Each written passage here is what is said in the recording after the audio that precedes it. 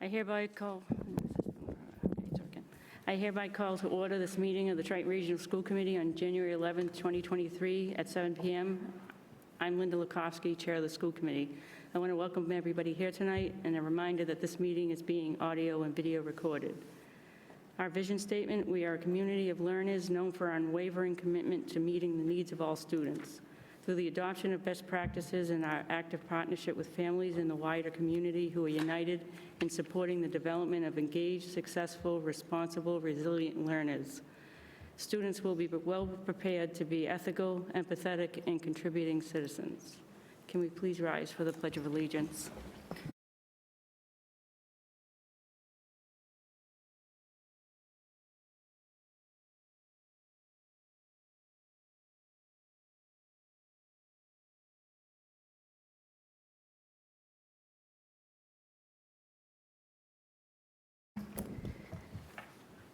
I would like to pause for a moment of silence in memory of one of our students, Haley Stone. She was a senior here at the high school who passed away on Christmas morning.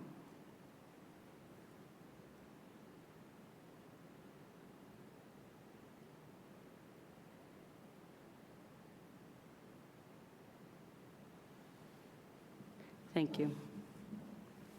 The next item is the Student of the Month, and I will pass this to Erin. Student of the Month is something that we all look forward to here at the school committee. The Student of the Month program was established in 2019 by the school committee to honor exemplary students. Nominations are collected throughout the year from staff members at all 5 schools. Nominations are made through 5 categories: service to fellow students, teachers, or community, dedication, determination, and persistence in the face of obstacles, attitude towards learning, determination, high achievement in academics, athletics, or performing arts, and significant improvement in academics, athletics, or performing arts. Selections are made by the chair of the school committee, a superintendent, and 1 member of the policy and advocacy subcommittee. We are pleased to welcome the January 2023 Student of the Month, Molly Riley. I'd like to invite Jim Harnum to come up and tell us about why he nominated Molly.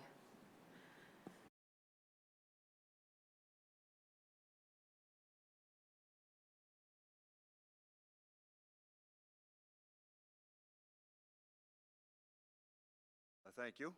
My name's Jim Harnum, and I teach adventure education here for all the freshmen. And we had Molly's class back in late November, and her class comes in, and I know we had a new student coming in. So I greet the new student at the door, and I introduce myself. And I asked her, I said, "Do you know anybody in this class?" And she just put her head down and said, "No." And I'm like, okay. So we could tell right away that she wasn't very comfortable in that situation. And I thought to myself, you know, we've all been in that situation. We've had that challenge where with a new person in the group, it's the first day at a new job, you don't know anybody. The stress and anxiety level is way up here, and we just want it to be done.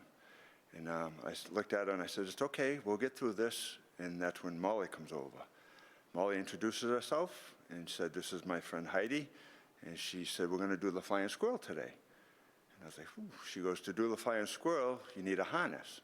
So Molly grabs a harness, and she says, "Okay, this is the front of the harness, and this is how you put it on." So I take a step back, and I was like, just let Molly do her thing. And I'm watching, and she puts the harness on, and she says, "You gotta tighten the buckle up like this, the leg buckles like that, and then you gotta lock them." And she looked at me, and she said, "Okay, we're ready to go." And I looked at the new student, and it was like a weight was lifted off her shoulders. And I said, what a kind gesture to reach out to the new student to take away that level of stress and anxiety. So we go down, we do the flying squirrel, and what the flying squirrel is, it's basically a giant swing. So you're standing on the ground, you're attached to a rope, the rope goes up to a pulley, and it goes down to what's called the haul team. Haul team clicks into the rope, and their job is to safely pull you off the ground so you swing.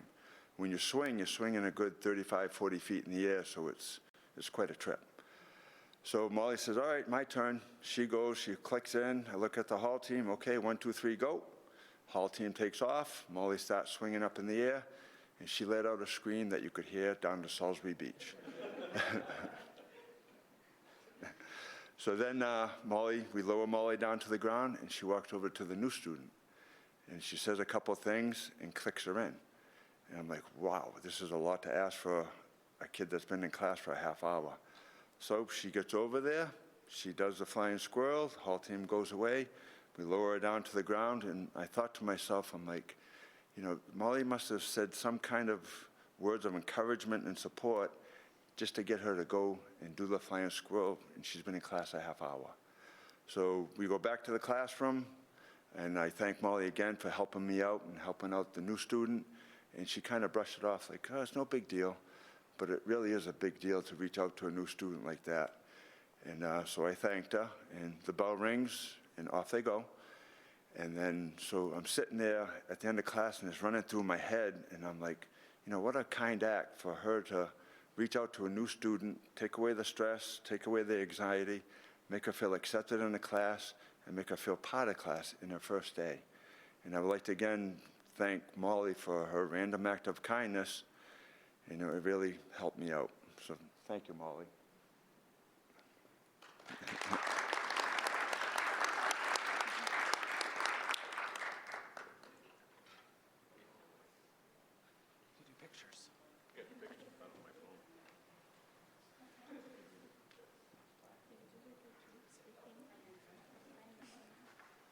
Now I can sleep. I haven't slept in a week. Congratulations, Thank you. and keep up the great work. Congratulations. Thank Nice you. job. And thank you. Thank you. We need some pictures. Yeah, you can get together for pictures. All righty.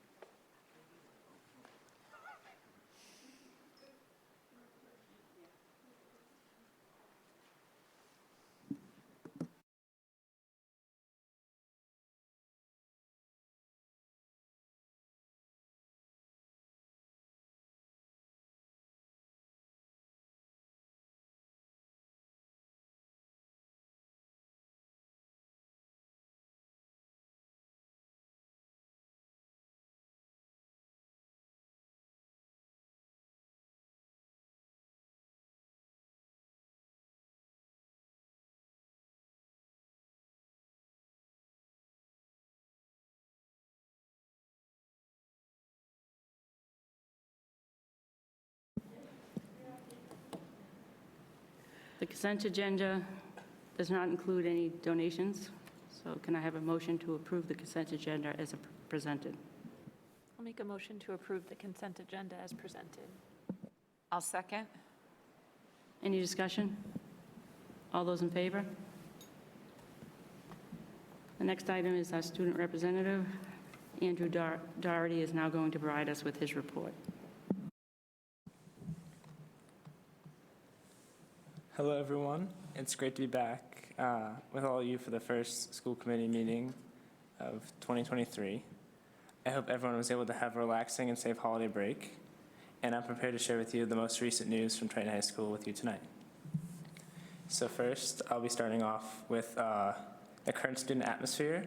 So this is the first time in 2 years that Triton students have been able to experience the rush that is midterm week. And this is when students in all grades will be assessed for the knowledge they've attained in the first semester of the year in each class. Depending on the class, this may look like a test, traditional test, or for performing arts, this may be a small performance for their teacher to see what they've learned over the years. But it may be surprising for all of you to hear that only the current senior class has actually experienced the atmosphere brought on by midterm exams, with all students in the junior class and below having never taken a midterm assessment here at Triton. Although this testing format and scheduling may be new to many Triton High School students, the hard work put in by the teachers this year has ensured that every student has received the appropriate material and assistance needed for their success in the upcoming week. So on behalf of the student body, I'd like to thank the teachers for all the hard work they put in, and I feel overall the students are getting really prepared for this, so I feel it's going to be a good turnout. So in addition to this, I'm sad to share with you that over the holiday break, the Triton community lost one of our own. Triton senior Haley Stone unfortunately passed away over the holiday break after a long fight with cancer. Her kind spirit and love for Triton has been and will be missed in the community, and is a loss that many students and staff members felt during their first week back. However, despite this very sad news, even in times of sadness, the Triton community showed its love and support for Haley Stone.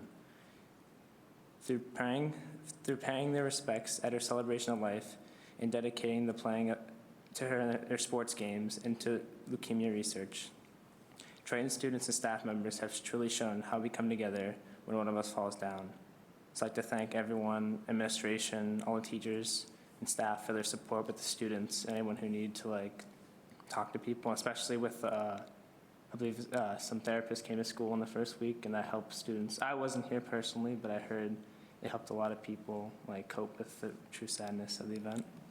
So I'd like to thank administration for that. Following that, in the upcoming horizon for the Triton community, the Triton Student Council has announced its interest to plan a springtime event in March to help boost school spirit in that stretch of time. There are talks of potentially having a March Madness-like event for high school students and maybe possibly a spring dance. Although these events are just purely being discussed, and the student body is really excited after hearing about this, and it might be a great way to show school spirit once again. So as of now, just getting back, this is most of the recent news, but we're looking forward to another strong year of academics and school spirit. So thank you for listening. Thank you, Andrew. Does anybody have any questions for Andrew?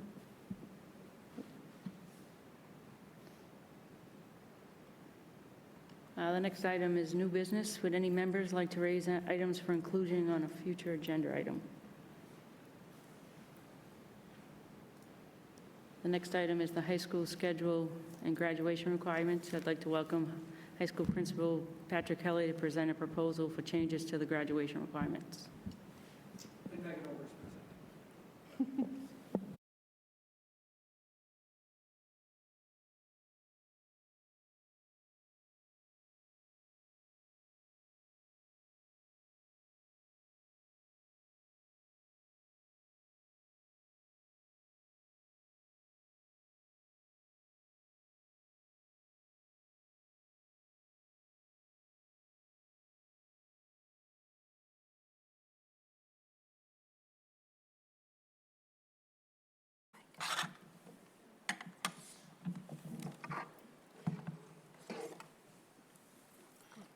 Will it cause feedback if we have both of them that close? It's not on yet. We might be able to split Yeah, we can do that. split between us. Thank you, everyone, for having us here tonight. We want to talk about two different things that are interrelated. So one is potential changes to our high school schedule, and the second is some changes to graduation requirements. And again, these are things that are interplayed with one another. The first that we want to present out on is around our potential scheduling change. This is something that Megan's been working on with a group of our teachers. They started looking at various schedules last year. They've continued some of that work through the latter part of the fall. And in the coming days, actually tomorrow, she's going to be meeting with a group of students to get feedback on the work that that group has already been working on. One of the real points of emphasis that we were looking to include in a schedule change was building in some flexible time within the course of the school day. We have seen over the last several years kind of a growing need for us to be able to have students have access to their teachers in a time that's not direct instruction and have that built in. One of the areas that we've been fortunate with over the last year and a half is having late buses come back Monday through Thursday, and that's something that's provided us with an ability for some of our students to be able to meet with teachers after school. But the numbers that are utilizing that at times are limited. And the students who are able to access that are typically our students who don't have to work after school, don't have to take care of a sibling after school. Oftentimes there are issues of equity with that extra help time being at the end of the day. And then based on our late bus schedule, if you stay to meet with a teacher and you meet with that teacher for half an hour, you have to wait until after the elementary school bus run before the buses circle back to then pick up for our late bus run. So you might be meeting with a teacher for a half an hour and having to wait then for an additional hour, hour and a half after that before you have transportation.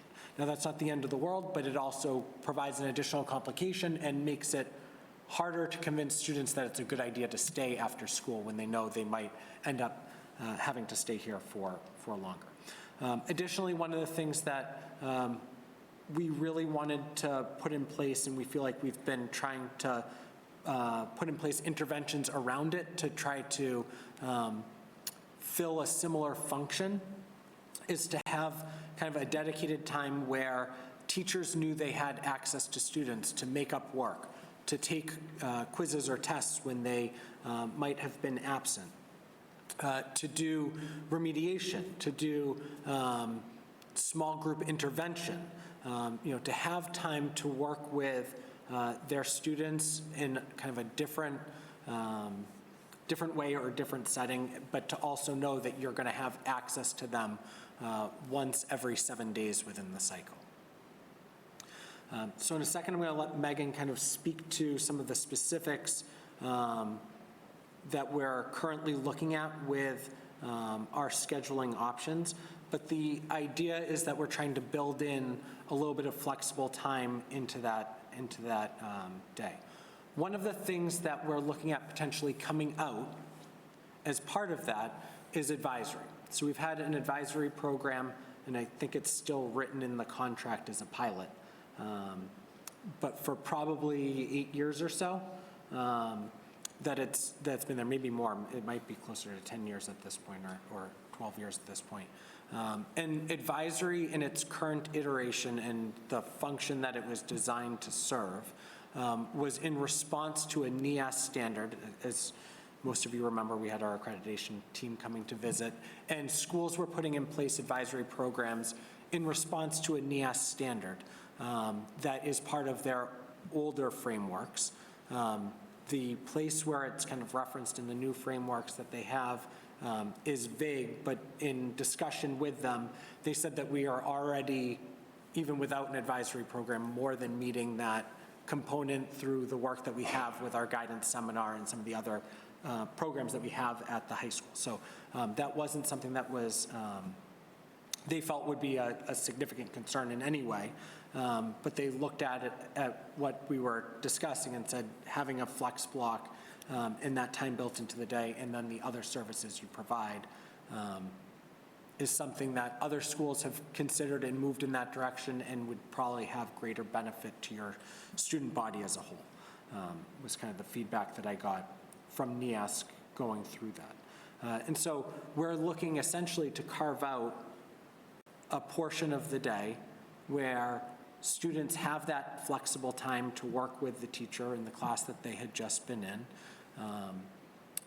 and have that built in on a daily rotating basis. So as it rotates through the schedule, you see each one of your teachers for that time once every 7th day.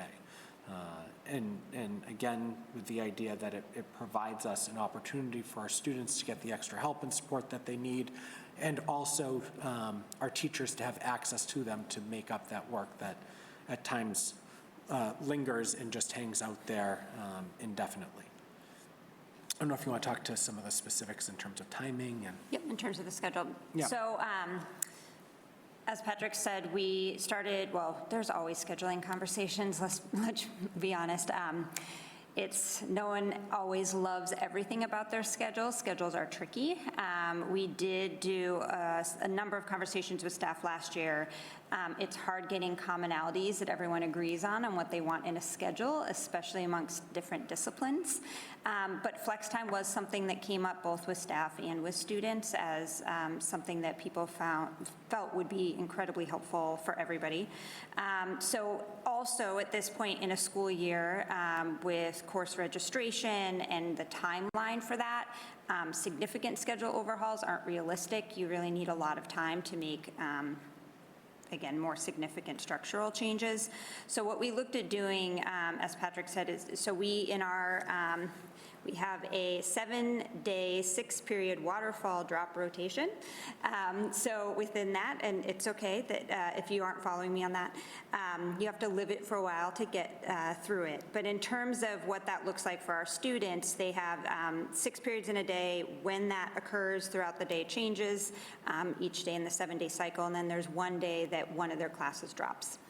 So within the rotation currently, we have what's called a long block, so there's one block in their day that is longer than the rest. And also on Wednesdays is when we have advisory within that long block. Advisory is about 18 minutes. So what we did is kind of reworked the minutes of the schedule a little bit, and again, instead of having both the long block and also advisory, we now have a flex block in there from 10:30 to 11.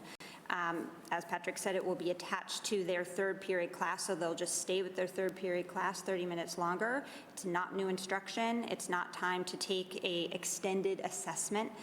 It is really that time to check in with students.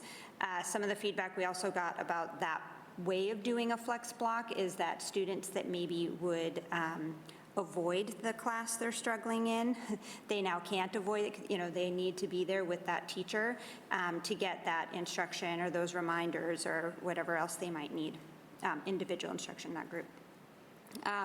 So that's kind of what the schedule would look like. Right now, we are, as Patrick said, we got group feedback last year. We kind of looked at that and tried to find the commonalities.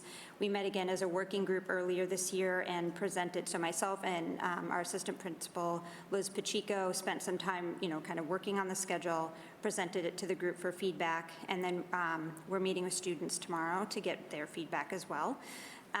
The 2 different versions, the flex component stays the same. What we're looking at is the rotation. Do we keep the rotation of periods the same? Or do we have a somewhat static last period that might allow for some internship opportunities? That presents its own challenges as well, but those are the 2 sort of versions we're looking at. But the main component is that flex block and adding that into our schedule. One of the other, because when we started this, we looked at what were the things that were really important to us that we valued that kind of worked well with what we currently have? What were the things that we valued that we don't currently have? And then what are other constraints that we might need to consider? One of the constraints that I put in front of Megan and Liz was that we weren't going to make a schedule change that had fiscal implications. So some schedules, if you talk to other districts that have gone through some of this, have significant fiscal implications. And I didn't think we would be in a position where we would be able to make a significant schedule change that would cost us substantial money. And so what we valued was having that flexible time built into the day. We valued having class periods that stayed longer than 50 minutes. Because I always have felt you need a significant chunk of time to be able to do meaningful work. The feedback that we get routinely from our faculty is they like having a rotating schedule. They don't want to meet with the same class at the same time of day every day. And then we also wanted to make sure that we were prioritizing some of the things that we have that other districts don't. So our guidance seminar program is something that is really unique, I think, to Triton, that sets our students up for success that other districts don't. So we wanted to make sure that things that were of value we were able to keep, and that we looked for ways to tweak and adjust the schedule to allow for what we didn't have that would then provide us additional benefit. I don't have anything to add on the schedule. So that's the first piece on the schedule, and we can maybe take some questions on this, and then the graduation requirements have components that play into this as well. I was just going to say, the committee's required to vote on a graduation requirement change. The schedule is not something that you vote on. Does anybody have any questions for Patrick? Go ahead, Paul. So just, I heard every third period, the students are going to stay with the teacher that they had that third period. So basically, every 7 days, they'll have 30 minutes with each of their classes. But they're not traveling to go to a flex block, they're staying in place. Correct. Okay. Yeah, so I've experienced flex block in different schools that I've worked in, some as a teacher, some as an administrator. And the places where I've seen it be most successful are when the student stays with the teacher that they've just had, and we're not sending students elsewhere, because as soon as you send them elsewhere, they don't arrive to where they're supposed to go. No offense, Andrew, but if we give people that opportunity to leave and hope that they show up, they slip through the cracks. And, as an assistant principal, it was chasing kids, because we had a somewhat open campus who disappeared off campus, and then you're trying to find them elsewhere in the community. So the places that I've seen where it is highly effective are when it's kind of utilized for that specific purpose of intervention, and the expectation is set from the very start that you stay with your teacher, and if you need to see somebody else, you wait for that day.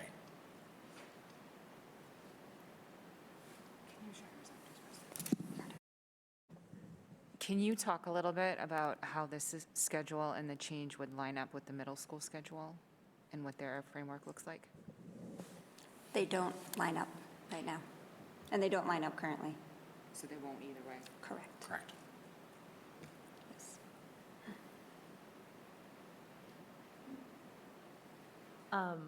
So I'm just trying to get an idea. If the third period is a study or a phys ed or anything like that, what happens in that situation? Is it just an extension of whatever the student was already doing that period? So if it's a study, yes, it would be an extension. They would have one of those in a cycle. Okay. In terms of phys ed, those are there are a few of the classes we'll have to figure out what that looks like. It might be a little bit different depending on the course.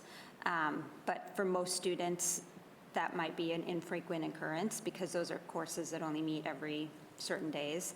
So typically when I'm creating this schedule, there are some courses I've previously avoided having fall during certain blocks in the day. So those might be examples of classes I try and avoid having that, just so that they're able to be more likely with an academic teacher versus, in a study. I will say we do have a significant cohort of students each year that needs time to make up gym credit. Yes. Okay. And this would be beneficial to our students for our PE classes as well, because as you know, PE is a 4-year graduation requirement of the state. And every year I feel like we have a group of students that we're worried about if they're going to graduate as a result of them not participating fully in PE. And so I would say that I actually think there's a decent benefit to having it align with PE as well, where that's PE and English are two firm state graduation requirements. That is fair. And my second question is, I assume that this will not touch the after school, the extra help time outside of school, so that if there is a student who, let's say, doesn't get this extra time period until next Thursday, but has an exam on Tuesday and feels like they need extra assistance, they could avail themselves of that outside of school time. That would still be available to them. Is that accurate? That's still listed in the contract. So unless that were to come out of the contract in negotiations, that would still be something that would be available to our students. And I don't anticipate that being something that comes out in negotiations. I have no insider information, but I can guess that that's probably not something coming Solid off the table. anticipation. And again, the flex block is 30 minutes, so while that's an incredibly useful amount of time, there are students that are going to need more time than that. So, or as you said, something more immediate, where the after-school time is still very key. Okay, thank you.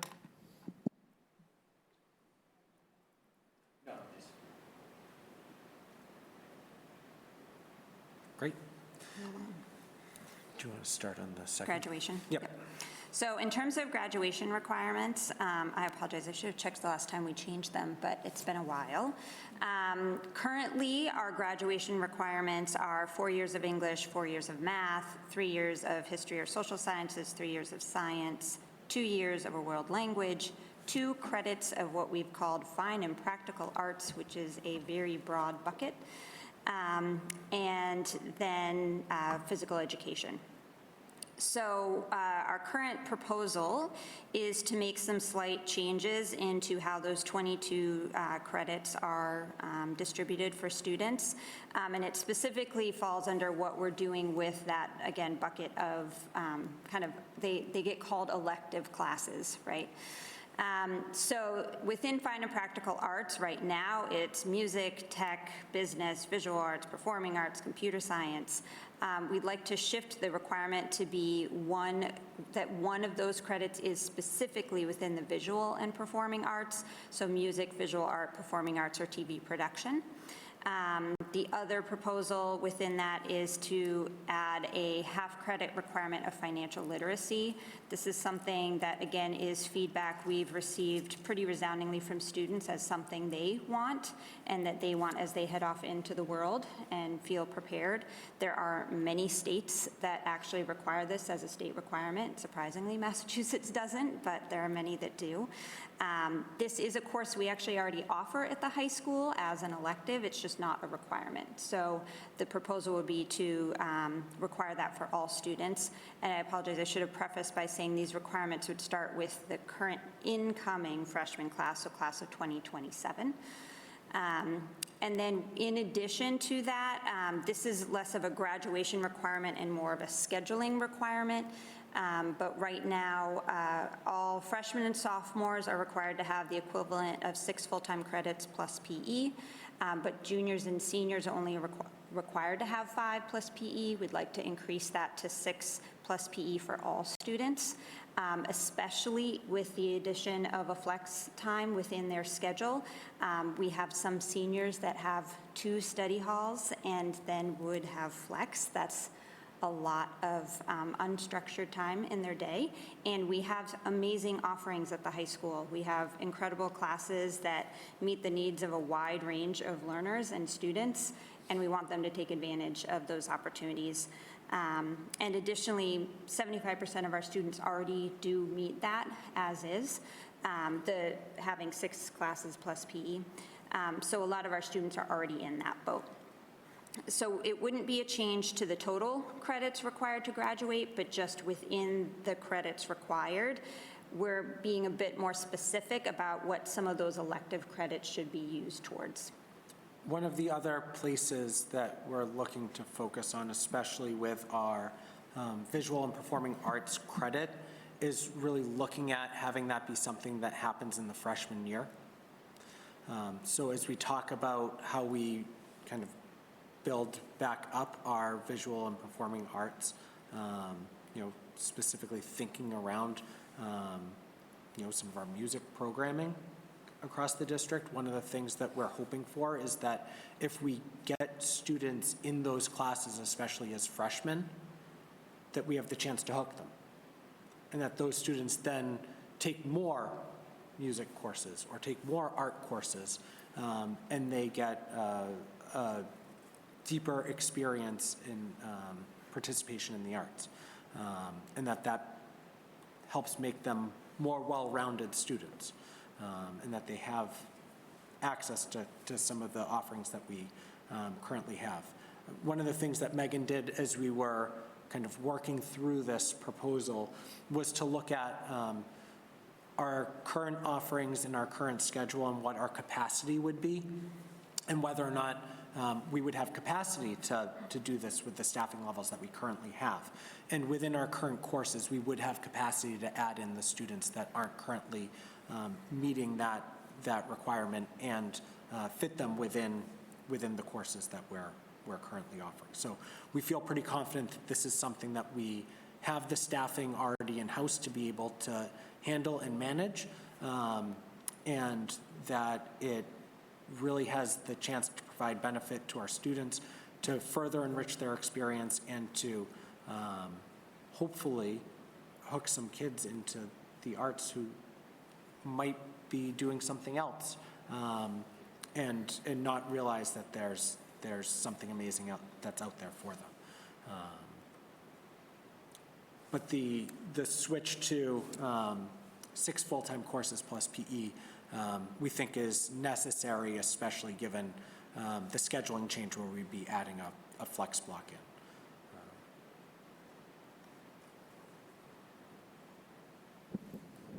Questions? Can you talk a little bit about when you have scheduling conflicts and you can't physically fit 6 credits plus PE? I know a lot about that, and I know you know I don't. Yes. So the hope, too, with this going forward is that with more students taking those classes, there might be more options to help avoid some of those conflicts. But yes, there are always schedule conflicts. It's the nature of having a smaller school that you're going to run into that, and sometimes you have gridlock in terms of a student schedule and being able to fit in a PE and any elective, really. But again, we've also been working with our program coordinators on some of our course offerings, maybe offering more things on a rotation. This doesn't apply specifically to that scenario, but offering courses on a rotation so that we're having less singletons and hopefully less conflicts down the line. But again, where we would hopefully have more of our students taking something actually in the visual and performing arts, there might be more sections, more opportunities for them to be able to avoid a conflict.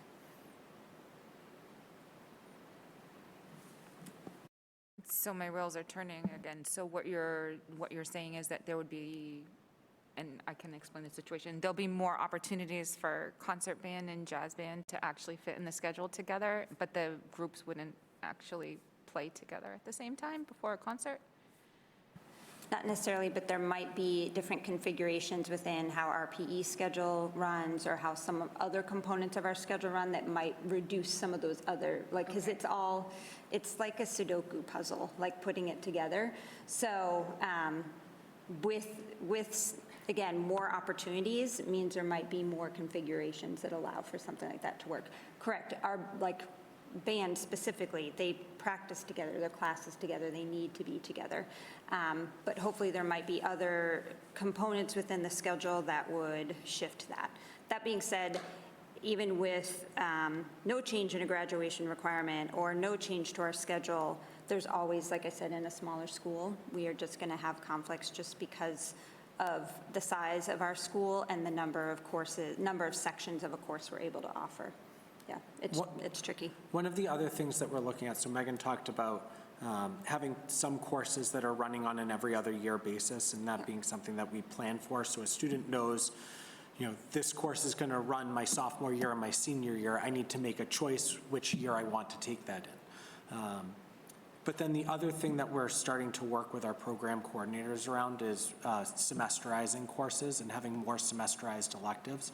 And we run into that you know, that's something that we're planning for both in year 1. We have some courses that are going to be moving to a semesterized model, and then in years 2 and 3, moving additional courses to a semesterized model. So we run into it, into conflicts, specifically around, you know, some of the numbers of things that we're able to run, what electives pair with what other electives, and how those configurations can fit. And the more semesterized offerings you have, the more ways you can kind of navigate that. I would say that band is something that needs to run all year because you're going to need to build that all year, so it doesn't necessarily fully address the band concern, but it does with some of the other concerns. And then The other thing that we run up against on a somewhat regular basis is students who move into the district mid-year. And at times, we need a semesterized course for them to move into. And if you don't have offerings, it's hard for them to jump in midstream on a really specialized elective that they might not have context for previously. The other place where it's really helpful to move towards more semesterized electives is for students who might struggle the first half of the year. When we get to this point in the year, we'll have some students that we're having really hard conversations with in the next 2 weeks whose grades already make it very difficult for them to recover credit in the second half of the year. And if we have more semesterized electives, especially in the second half of the year, you have places for them to move in, continue to earn credit, and move towards graduation, as opposed to getting to the halfway point in the year and kind of being stuck. And so our hope is that we have more opportunities and options, but also more paths for kids to continue to move forward and progress towards graduation. I apologize if you explained this, Patrick, but can you just define semesterized for those who may be listening and not know what you're talking about? Spell check doesn't recognize it, I've tried. It is a word. So a semesterized course, so those are typically would be half-credit courses as opposed to full-credit courses. They would run from either September through mid-January or mid-January through the end of the year. So as opposed to it being a September through June course that received one full credit, which equates to Carnegie units, it'd be a half-credit course that would run for a semester. And that can vary too, like there are some, students that do, or schools that do semesterized courses. You might have a course that truly just runs for a semester, or you might have like a drama course that runs all year, and some students might take it both semesters, or some students might take it one semester versus the other. So depending on the content, there are different models for doing that as well. So our goal is to provide opportunity and to find ways to be creative in a small school where we want to maximize our offerings, but also know that we don't have 15 staff members in each department and multiple, like 3, 4, 5 sections of each course that we're running where kids can take it just about any period. We've got to find other creative ways to kind of mimic the opportunity while also being realistic with what our staffing needs are.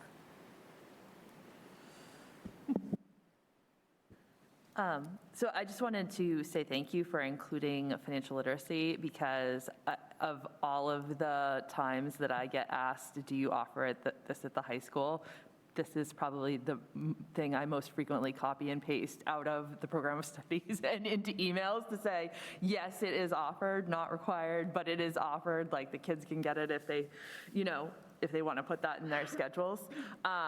So I very much appreciate that, and I think that's very forward-thinking to the realities of life, right?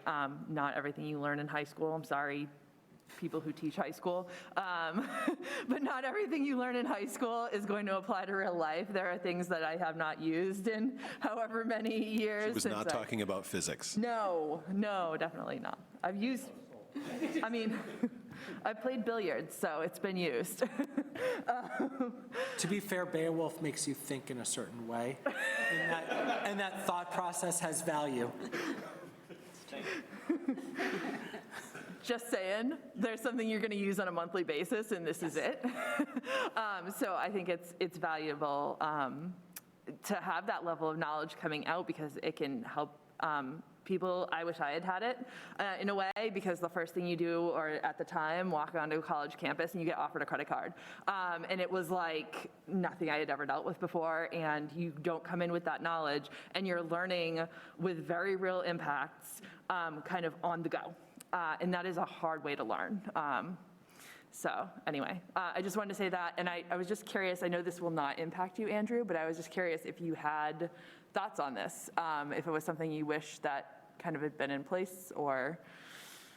Yeah, before you mentioned it, I was going to make the same comment, like, even though it was offered to me, it never, like, when in freshman year, planning out my schedule, never really fell into it as like my top classes, but I wish, looking back now, I may have taken it or planned out to take it because, like you said, these are skills for life, especially like financial literacy. Like, whether I like it or not, I'm going to be financially capable of myself in the future. I'm not going to have my parents to rely on. I have to support myself.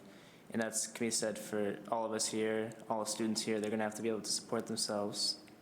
And knowing the skills in high school and like learning those skills earlier instead of learning on the go, like you said, can be very important. Have a big impact on their lives, save a lot of mistakes that happen. But I feel like, now that we're doing this, it shows that like the students are going to be able to like have those skills and move forward. So I feel it's a very good incorporation of that class.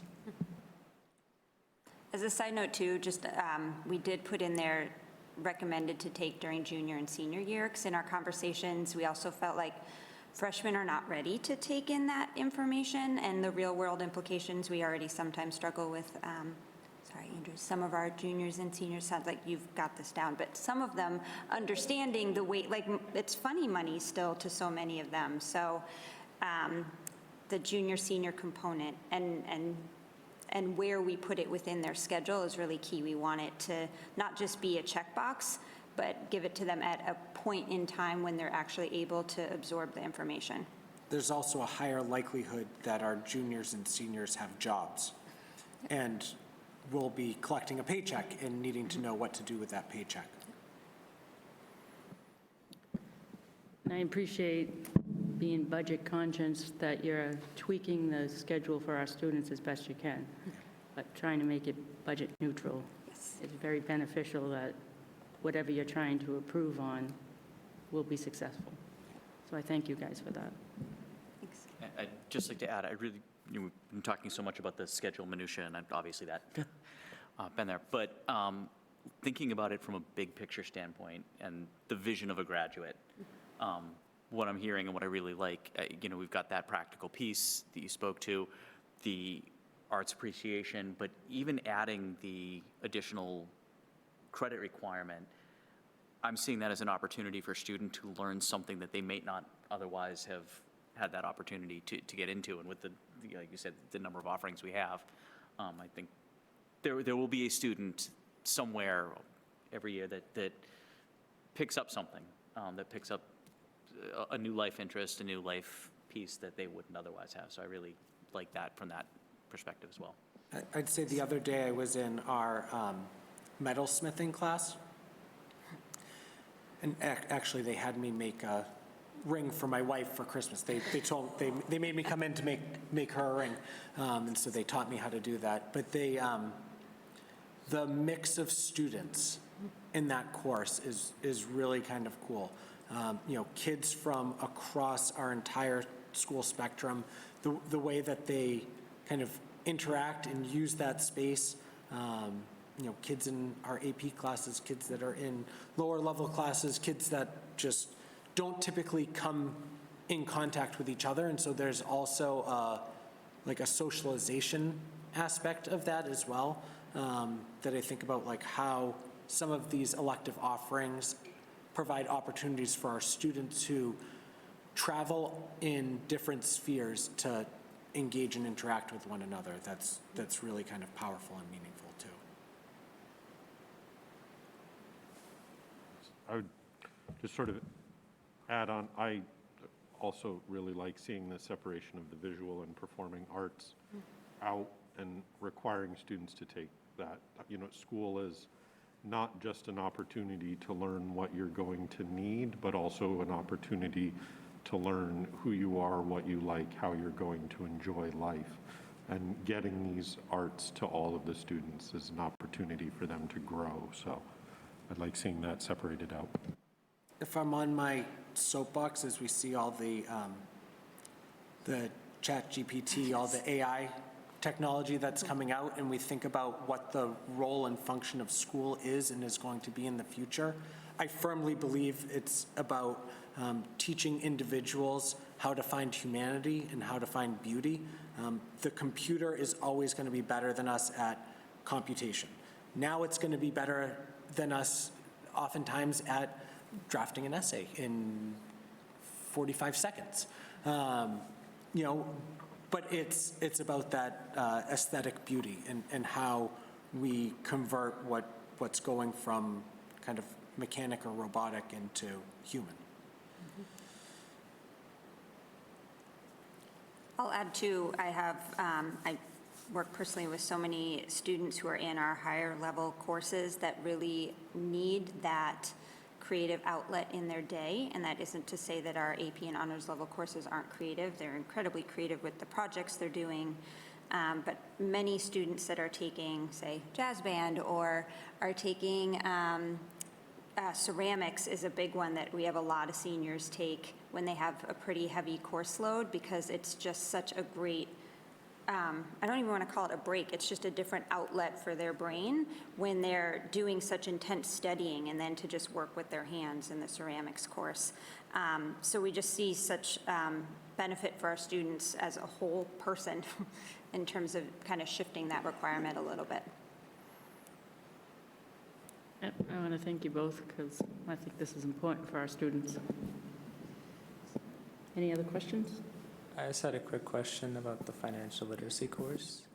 So with the idea of having it being a required course in the future, would you keep it like the same curriculum you have it now, or would you be looking to prioritize more skills for the students since it's a one semester course for students? I would say that's something we'd have to work with our 2 new business teachers on. So they've got curriculum that they've developed, and that's something that they refine on a year in, year out basis. But there are certain like practical components that are going to be necessary. That said, there's a lot of the personal finance, accounting, like a lot of the business courses, their curriculum aligns to some extent with some of the programming that runs through DECA as well. And DECA is a club that's offered at a lot of schools that does like a business competition, and they have different facets and areas. And so it aligns with that. They have one of the things that Mr. Torres, who's one of our new business teachers, is really passionate about are proficiency-based exams for business courses that give you a certification at the end of it. And so he's looking at what that could be, in this is a preview because there's a spot in my budget where I have that listed.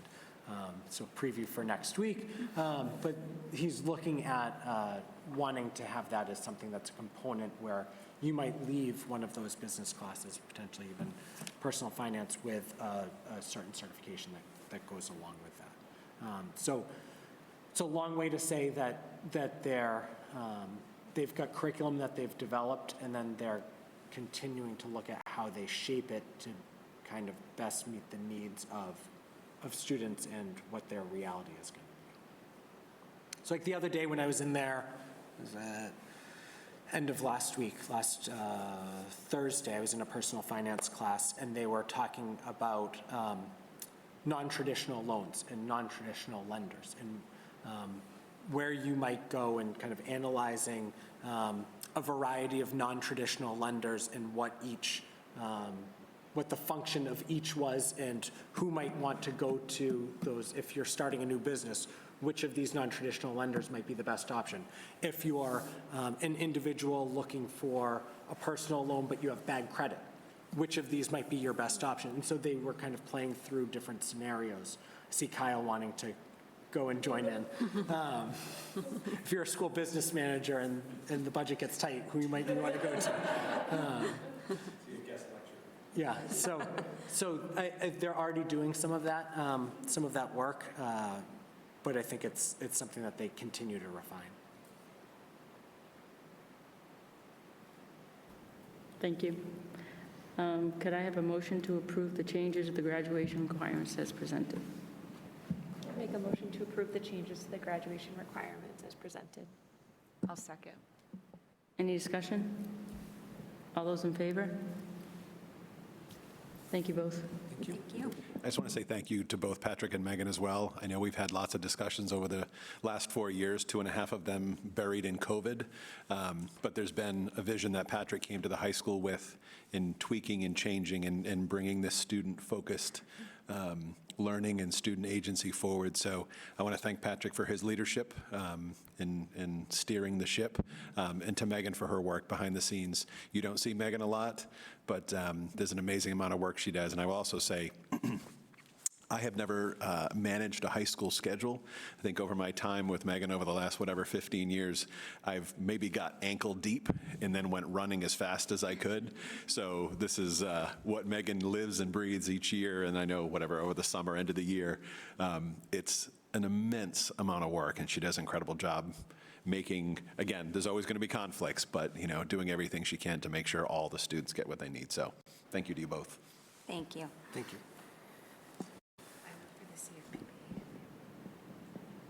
The next item is the policy update, GBEA, which is a staff ethics and conflict of interest. Policy and Advocacy Subcommittee Chair Paul Goldner is going to provide his background on proposed changes to the policy.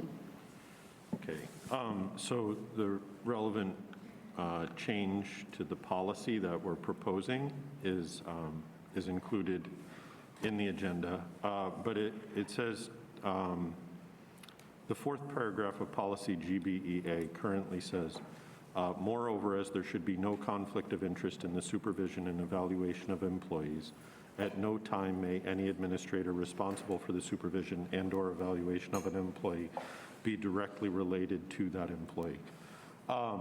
So that language is in the staff ethics policy, and we, after discussion, believe that we should add to that we should say or be directly related or in a romantic relationship, so that one employee isn't supervising and evaluating someone they're in a romantic relationship. We discussed the possibility that a romantic relationship might arise, and in such a case that most of the time we would be able to move people around in order to prevent having a conflict with the proposed change. But it seemed that overall this would prevent problematic situations from arising. So any questions on this?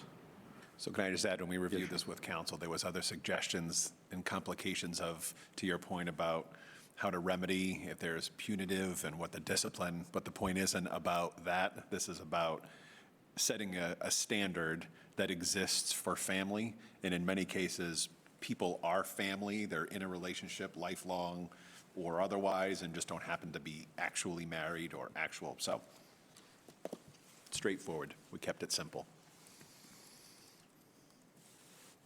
Motion?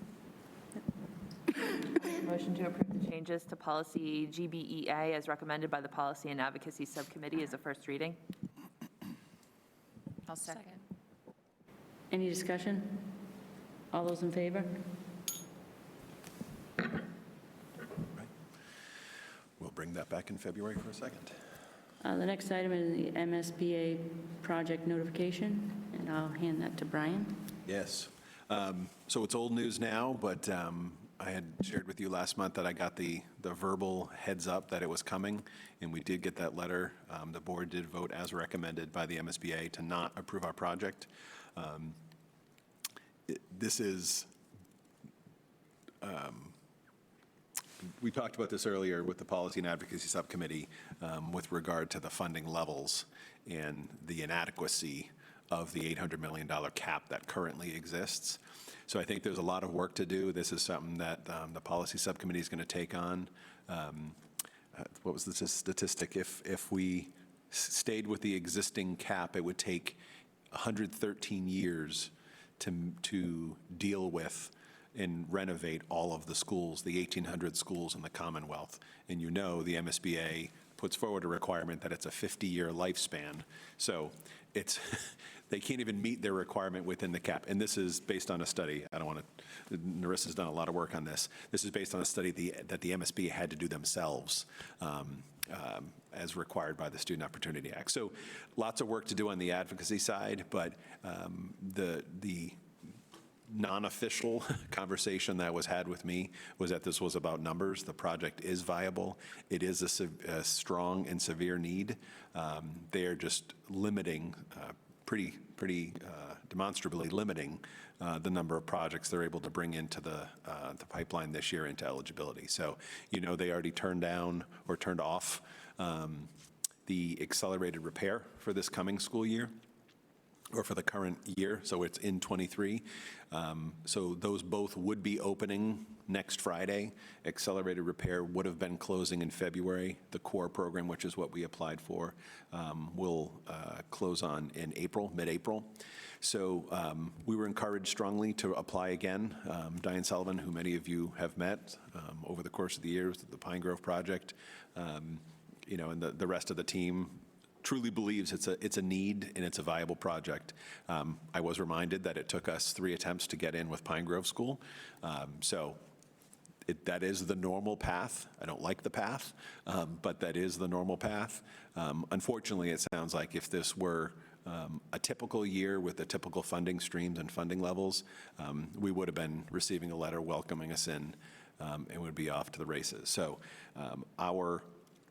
we had talked a lot about, so I should finish that by saying we will be my hope is that you will support the resubmission of that statement of interest again before April. We're certainly not going to wait until April. But that was my hope tonight, was to make sure that you all agreed. You all chuckled, so I don't think there's anyone who would say, no, we shouldn't be resubmitting that statement of interest. So that will come to you probably in February, if not early March, for you to approve to resubmit before that April deadline. Again, it's not a first come, first serve. It will largely be the same. There will obviously be some things that we have to update years and otherwise, but they went as far to say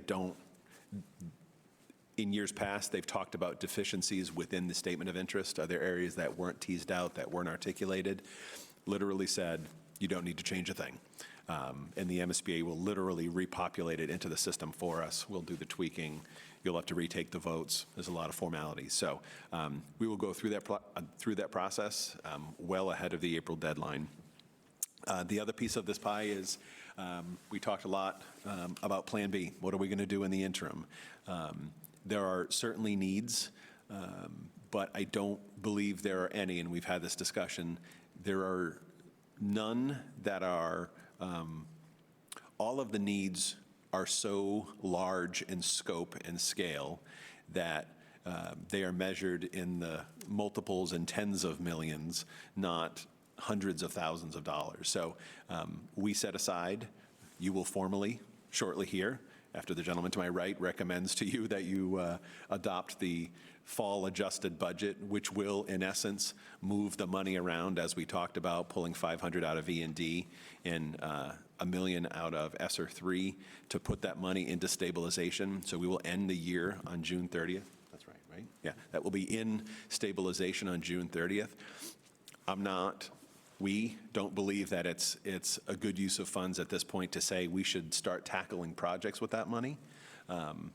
We have that money set aside, and hopefully a year from now, we'll have different news, and we'll have the money ready to fund the feasibility study as we had proposed and had the support of our member towns as well. So the good and bad part of that is we have or will have $1.5 million in stabilization. So if something catastrophic were to happen, we certainly wouldn't be replacing the whole roof, because that's $10.5 million. And to do that, we have to replace the rooftop units as well for another $3.5 million. So again, that ripple effect. But if there were a $100,000 repair or $150,000 repair, we do have those funds available. I hope we don't. But as we move into the project and then throughout the project, that will be a reality we would have to deal with as well, figuring that out through the process. So again, not the news we wanted to hear. I tried to will it into existence. It didn't happen. So we will try again. And in the meantime, have our ducks in a row to deal with the hopefully not inevitable, and then move forward with reapplying again. So.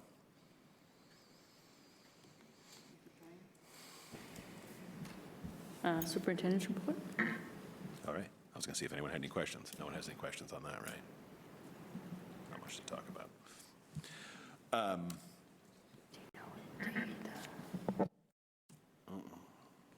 Clicking on the wrong one, sorry.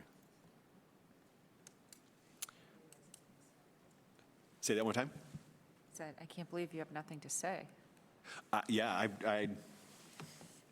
I'm, I've been reminded how many times I said if, not when, or when, not if, throughout the whole thing, and then when we didn't, I guess there's nothing else we could have done.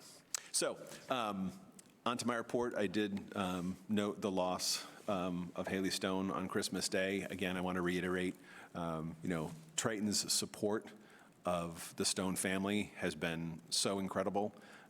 The community, the Salisbury community, was amazing to see the turnout at the wake and at the service on Saturday. And I also want to commend Patrick and the rest of the high school staff for the support set they put into place. I mean, there certainly was support at Salisbury Elementary School. Her brother is there, and middle school staff who have had Haley come through. So there were supports there. That was all school staff, but we did have NEMLEC resources on site. The NEMLEC is an incredible resource that we were able to access through all of our police departments are part of it, but through the Newbury Police Department, brought in dogs, therapy dogs, officer dogs, therapists, clinical therapists. So it's all police and school-based staff, administrators, clinical therapists who came in, set up shop here in the library, set up private locations where if someone was really having a hard time, they could go off one-on-one with a clinician. And it was a tremendous support. So I want to thank the high school for the work that they did on rallying around the rest of the student body and the staff who had a really, really challenging week collectively here on this campus. So noted here just the budget development process and confirming next week that we are virtual. I don't know if, Linda, you want to make a comment. All of the documents will be on board docs, as we normally have always had them. If you would like a binder, we'll certainly give you a binder of all the materials next 2 Saturdays away, right? The workshop, whenever that happens. We do intend for that to be in person, so we can certainly give you the binders as a complete package at the workshop. But if you want the printed materials ahead of time, just let Nicole know and we'll make sure we get you those before next week. But you will have all of those documents Friday when the agenda is posted. All 3 nights will be there. School transportation. We'll go with the good news first. So in a positive news, there's an app that we've been talking about for a long time that allows students and families to track where the bus is. There's, as you know, you've probably all received several emails from Mr. Warren about requesting your flexibility and your patience as buses arrive 10 minutes late, 20 minutes early. We are now down 4 runs.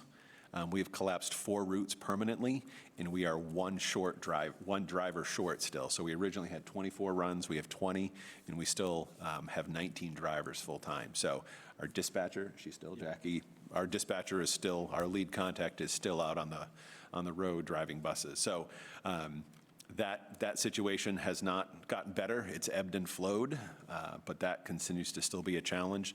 I'm confident to say, because I know I've talked in other districts, there is no one who's not dealing with this. There's one, I think it's a suburban bus company down kind of like the south of Danvers area that doesn't seem to be having a problem. So I'm not quite sure what they're doing. They're a tiny little company, but everyone else is experiencing the same thing. So it is certainly not a lack of effort on Kyle's part, who has spent quality time, perhaps more time with the bus company at times than his family. But it continues to be a challenge. But as part of that, they've been trying to roll out an app that allows families and students, parents and students to see exactly where the bus is. Have we seen the beta? We're waiting to see the beta this week. We'll get it to play with it. Apparently it did roll out at Pentucket. I haven't seen it as a parent. But it apparently is pretty cool. So we're going to do some beta testing internally and see it in action before we just say, here, parents, trust. Is that fair? Yeah. Exactly. So they'll set me up with access to the app so that I can monitor it, see how it works. We'll go back and forth, work out any issues there, and then we'll roll it out to the entire district at the same time. They do, some districts have rolled it out one school at a time or for certain groups. Feel like the best approach here is just go right for it, whole district. And they've received positive feedback, like any implementation. It's not without issue. We expect hiccups here and there, but certainly it'll be a nice resource for families to have as these challenges continue. Can I just ask a question? You've collapsed, sorry, I'm choked on my cough drop. You collapsed 4 buses. How are the ridership? I mean, is it 3 to a seat? Is it fully, is it safe? That's all I'm asking. It's safe, still within the allowable rules, right? They're full buses, for sure. The ride times are longer. We have, like the most recent Salisbury combination, until further notice. Not only did we just combine 2 buses, but we also moved some students around as well to try and make those routes more efficient. With the Pine Grove combinations that occurred a month or 2 back, same thing. The biggest effort is to make these total ride times as consistent as possible within each school and within the district, right? So you don't have one bus that's a 15-minute ride versus another bus that's 45-minute ride. So that's been an effort there to continually monitor those in the morning. The afternoon, we have changes in ridership, and it can be more difficult to get that consistency, but that's been the big effort in the morning. So the difference between what they're rated for and what is comfortable are 2 different, Fair. right? Yeah. So those are 77-passenger buses, which is three humans per seat, and that could be 3 larger humans. So And again, backpacks and. in back, right. So some of these buses, yes, when you put 3 to a seat and you're talking about 4th graders, these are very full buses. The alternative is not having a vehicle to put around and pick them up. So Go ahead, the Erin. only comment I want to make on that is I think it is incredibly important for us to poll parents on how many parents have made the decision this year to drive their kids when we're looking at numbers for who needs to ride the bus next year to ensure that we're still keeping enough buses as what we're asking for, because there are a lot of parents this year that have made a decision because buses have been doubled or tripled or whatever, or the inconsistency in schedule, to drive their kids instead of having them ride the bus when they would normally ride the bus. So each year when we do the initial routes, we route it for every single student. And then we have to, it creates challenges, right? Because then you have changes in the bus route within the first month of school. But as the starting point each year, we always route every single student. But Good, thank you, for because I highlighting just that. wanted to make sure, because I know that there have been a lot of family decisions made this year. Yeah, and next year's going to be even more challenging too from that approach, right? Because now we have a limited number of buses than what we typically have. So we almost need to bake into those routes an assumption of who is riding and who isn't, but we will absolutely factor that in, whether it's outreach to families ahead of time or some sort of approach. But all families will be given the opportunity to take the bus. So again, spoiler alert for next week, the transportation budget will be reflective of all of the buses with the whatever increase, that the contractual increase. So we're keeping all of the funding there with the assumption those 4 routes that have been lost go back. That was a based on need, not based on saving money. Brian, I have another question. Sure. With the crisis that we're having in all of Massachusetts about the buses, does our legislators or government, put any input into this as to how they can try and help alleviate some of this?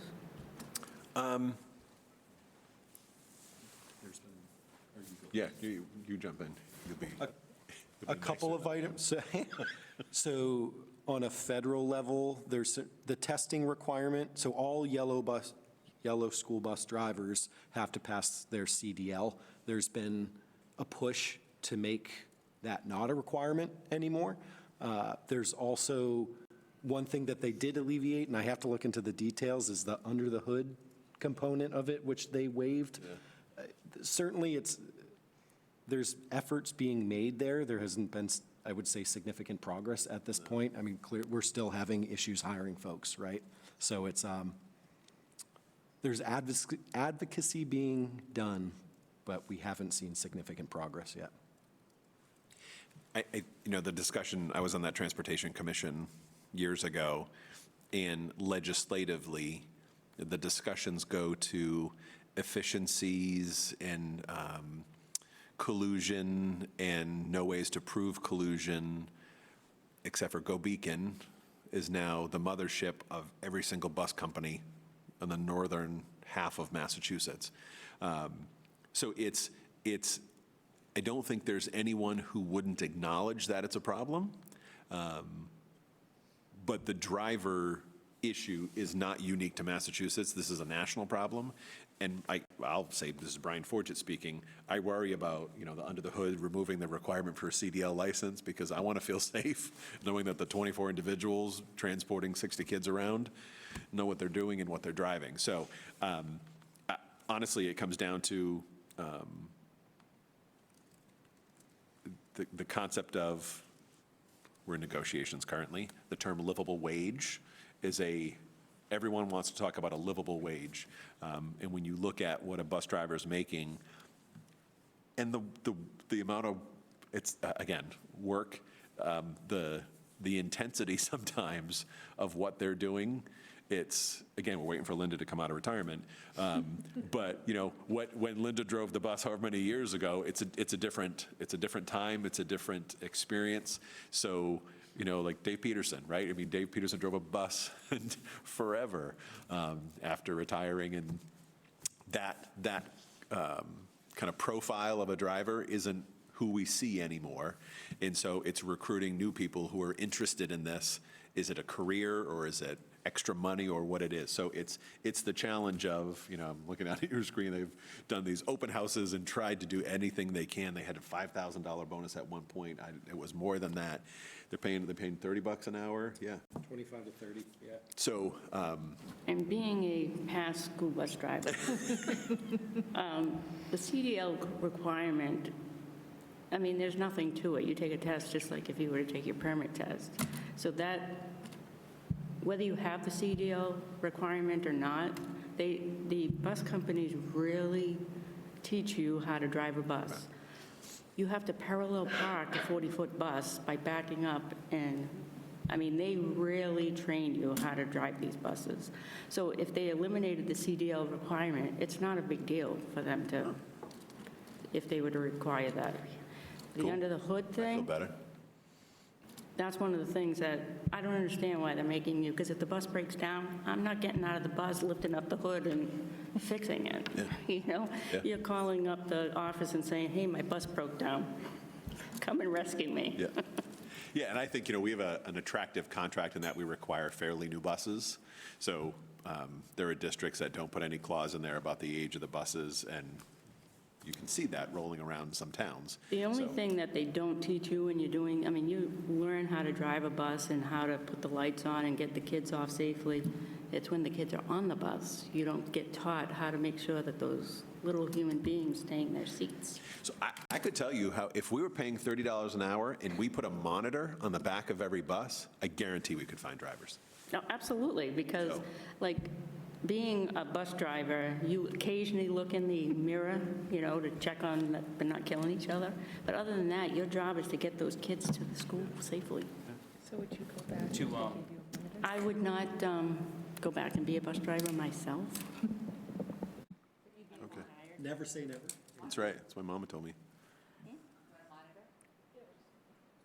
I think it'd be great. 16 an hour for monitors. They're offering.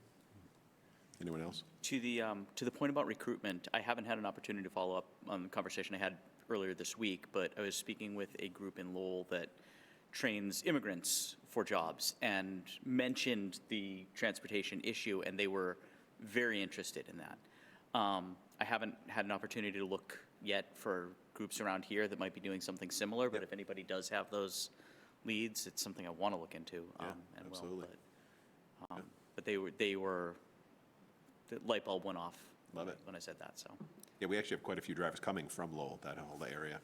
I should tell them that we get first dibs if they train anyone. Absolutely. And Kyle, if you want to field test that app, feel free to come by in the mornings and get Graham on the bus here. More than welcome. Yes, there it goes. Yeah. Just like old times. It has a button with direct access to me. Can you imagine? Wow. Shall I go on? Oh, this is all getting credited to my time under my report. Middle school, high school project, I won't say any more. And then I included a notice here. This is with the ESSER grants, there was an additional layer of scrutiny. So I just have a cut and paste of a letter that we received based on a review that was done. Again, thanks to Kyle for, there was millions of dollars that came through or still coming through in ESSER grants.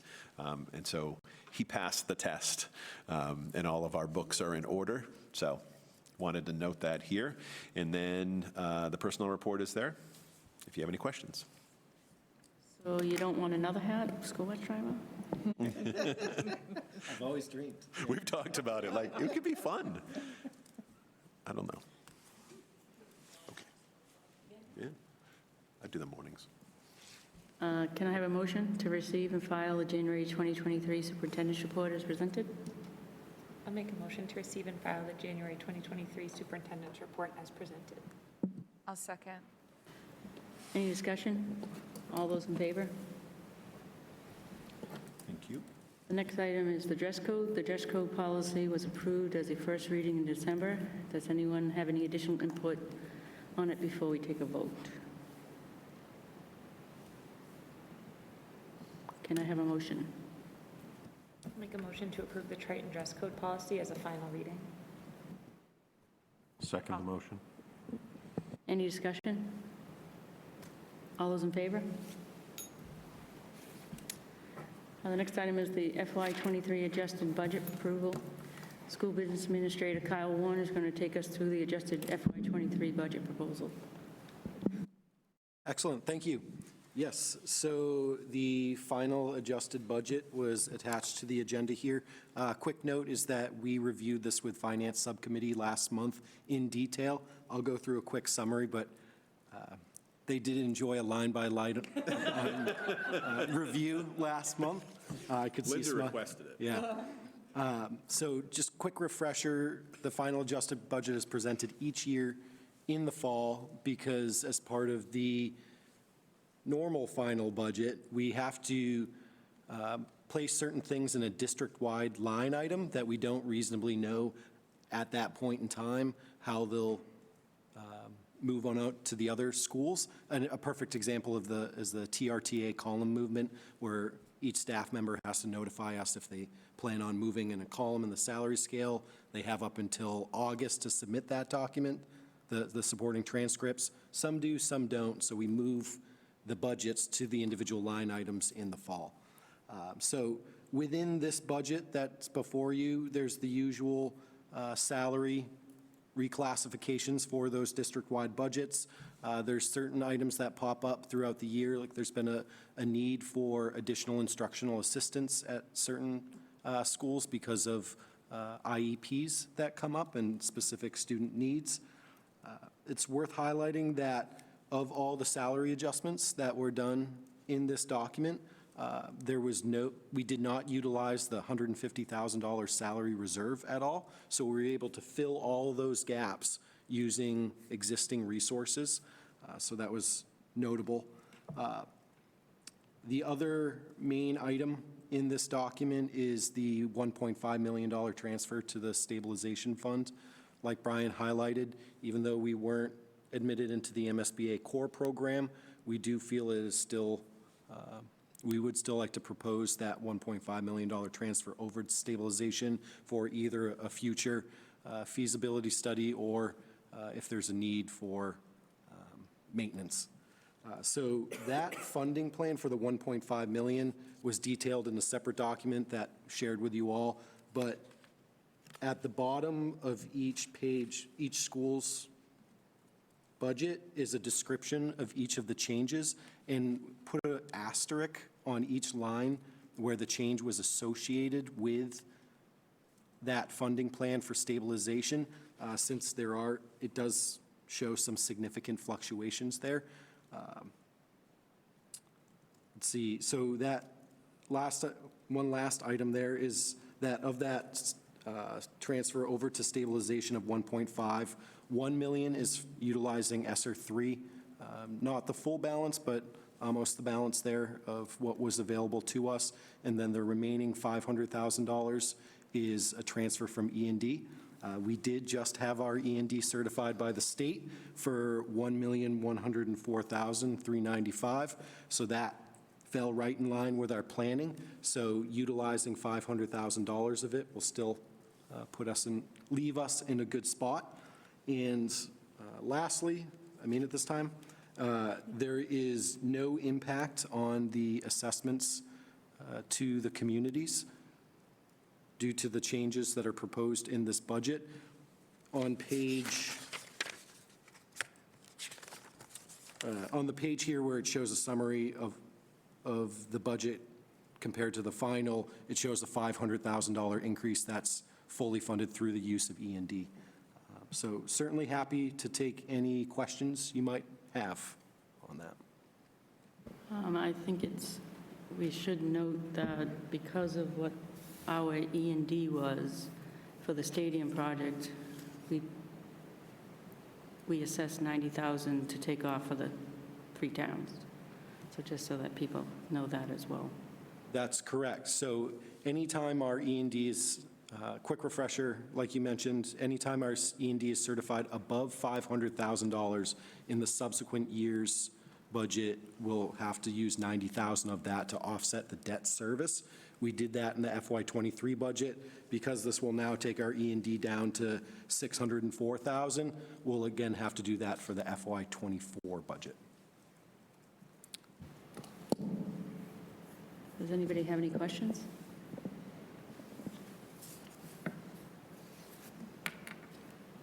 Can I have a motion? Make a motion, move to approve the fiscal year 2023 final adjusted budget of $47,980,468, including both operating and capital debt costs, with a total operating expenditure of $47,715,874 and capital expenditure of $264,594, resulting in combined assessments to the town of Newbury of $10,830,672, the town of Rowley of $11,670,054, and the town of Salisbury, $14,832,211, with the remaining balance of $10,647,531 being funded by other state and local revenues. We can have a motion to approve the FY23 adjusted operating budget as presented. That's what you just did. Yeah. And Aaron seconded. I second. Oh. Any discussion? All those in favor?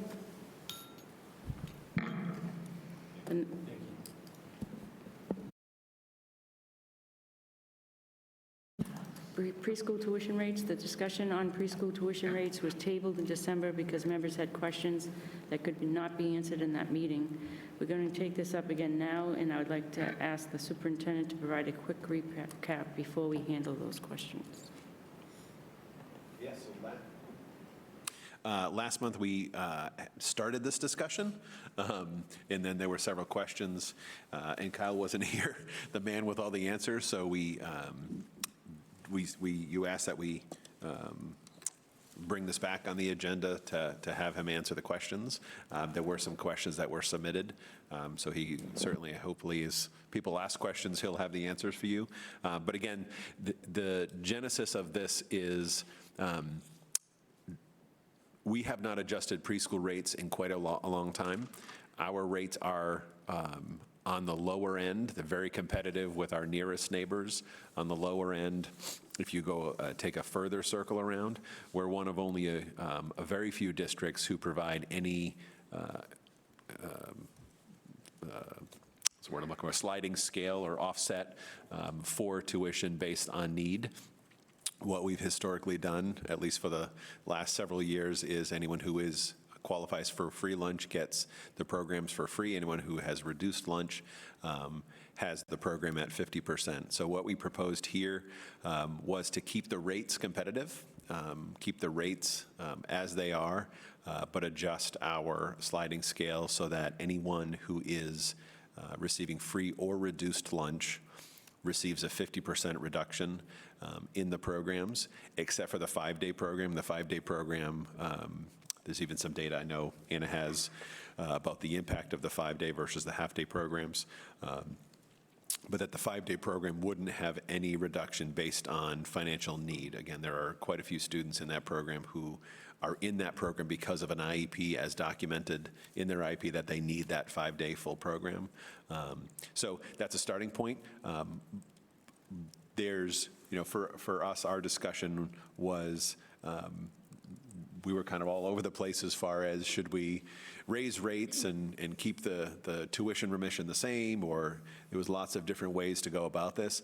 Mostly, I think it's important that we had a discussion with you all as the full committee so that there's a clear understanding of the fact that previously, years ago, call it 15 years ago, the preschool program was self-funded. So all of the program, probably not even that long ago, maybe even a decade ago, between tuitions and other state early childhood grants, the entirety of the program was paid without using general fund dollars. So now we're using both general fund dollars and school choice dollars to offset that. It doesn't matter whether it's choice or general fund, it's not tuition funds. And so I wanted to make sure we had a conversation about that and bring it forward to you. So the recommendation, as you have it here, is it's unchanged from last time.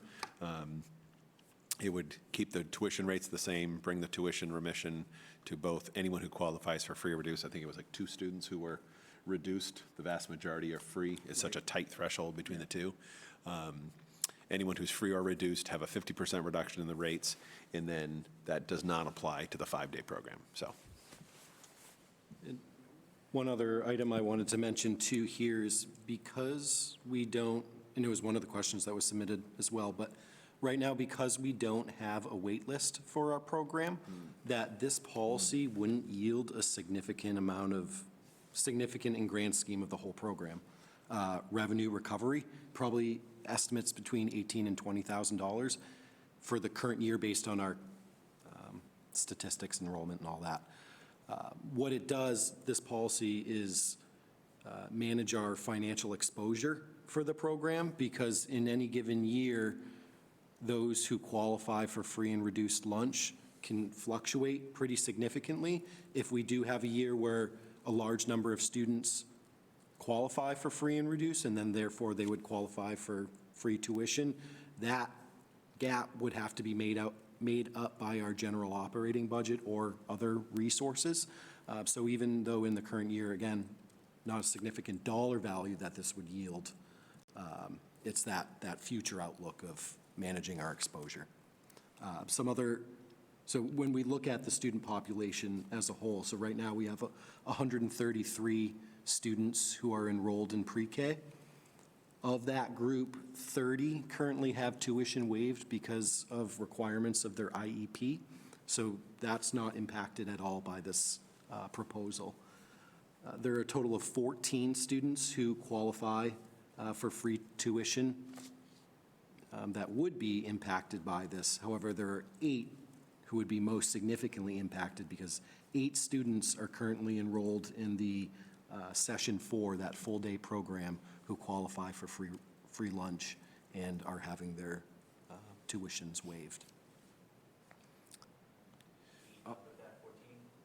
Correct, 8, yep.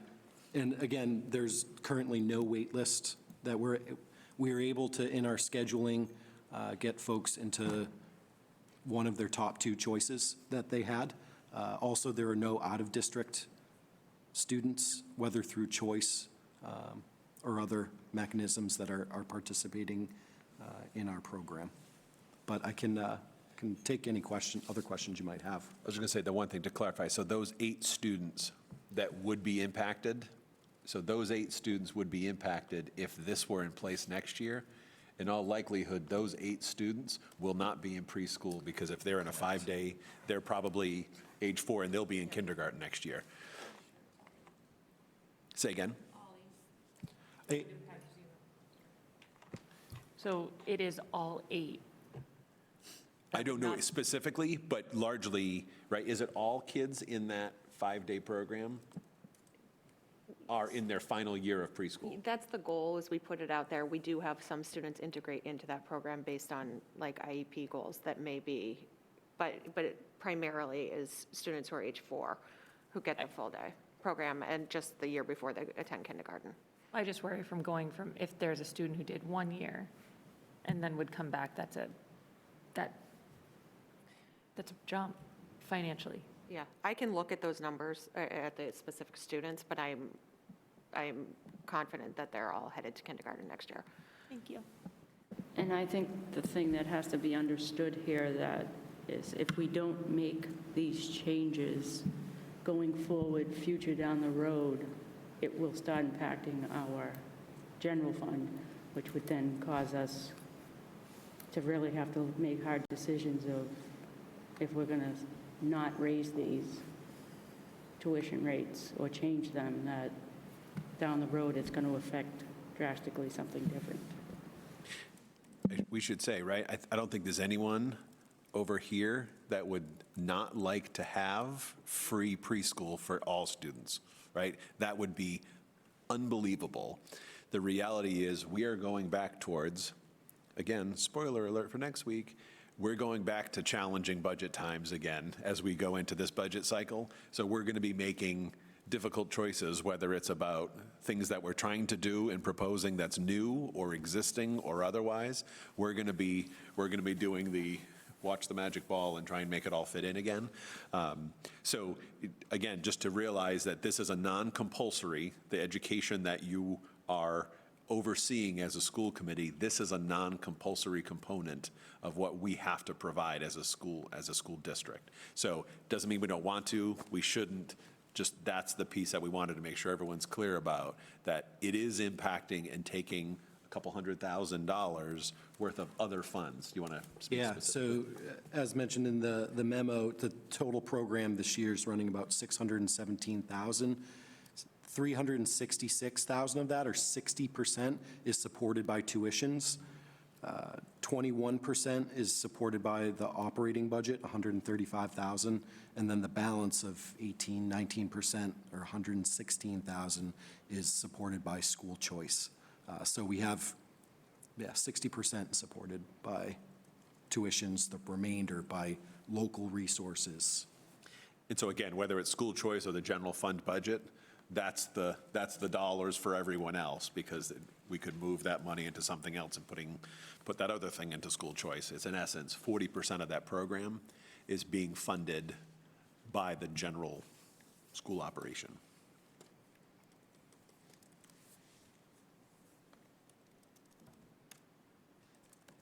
So I guess the point that I really struggle with here is that we know that the low-income students tend to be at the highest risk, and that if we can give them that step, that boost in pre-K, then that, based on statistics, gives them a better chance later in their schooling, and can also, and we've talked in the past about how we can identify supports that those students may need, even if they're not on an IEP earlier in the process than when they actually get into kindergarten and first grade, for instance.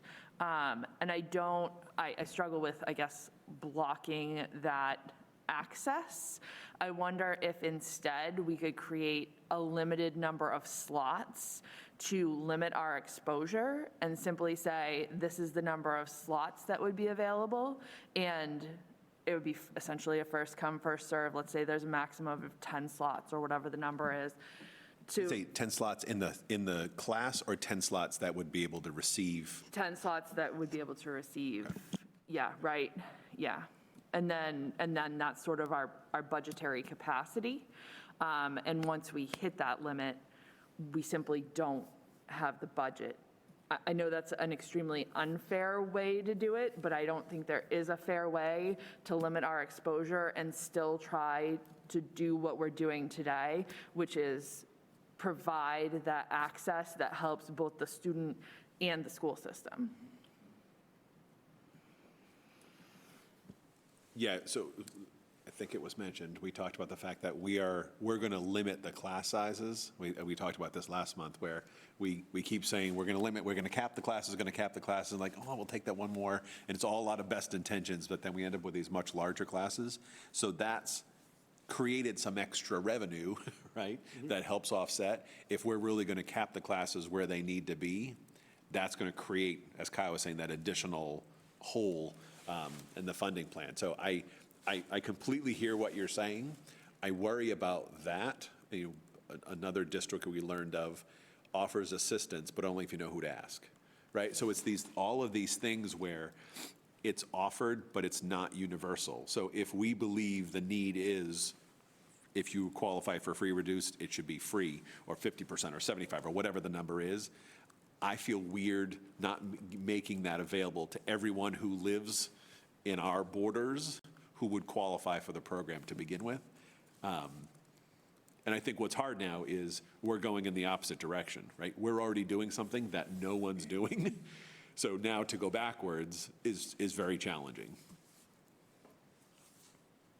So yes, I agree with that, but I will say I'm not a fan of doing what everyone else is doing just because they're doing it. I don't believe that that's right or equitable in this situation. So I would rather find another solution than simply saying it shouldn't be available.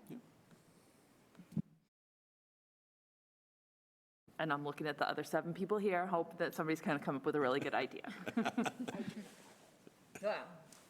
Throw something out there. Well, I will throw out that I have a larger concern that when you follow a child, statistically, a child that starts in preschool, whether they need services at all, but socialization alone, there is a distinct difference in a kindergarten classroom between a child that has attended a preschool program, not a daycare, but a program preschool-wise, and then enters a kindergarten classroom. They tend to do better socially, emotionally, educationally, and that's not even counting socioeconomics, learning differences or whatnot. So I guess my greater concern is limiting this in any way when we're at a time where we should almost be expanding it because of the social and emotional needs of even our young students we haven't met yet. Because once they hit kindergarten, that's when we're saying, well, they're behind socially, and now we need to work on that. And you have a kindergarten teacher with 20 to 25 students who now has students that may not have been able to afford the 50% and chose to keep their child home and had limited resources. So my concern is, are we saving money here to spend it kind of later and further down the road with creating like a bigger difference? And I wish I had a brilliant idea in which to address it, but I just have a concern, which is not very helpful, and I'm sorry. But I'm open.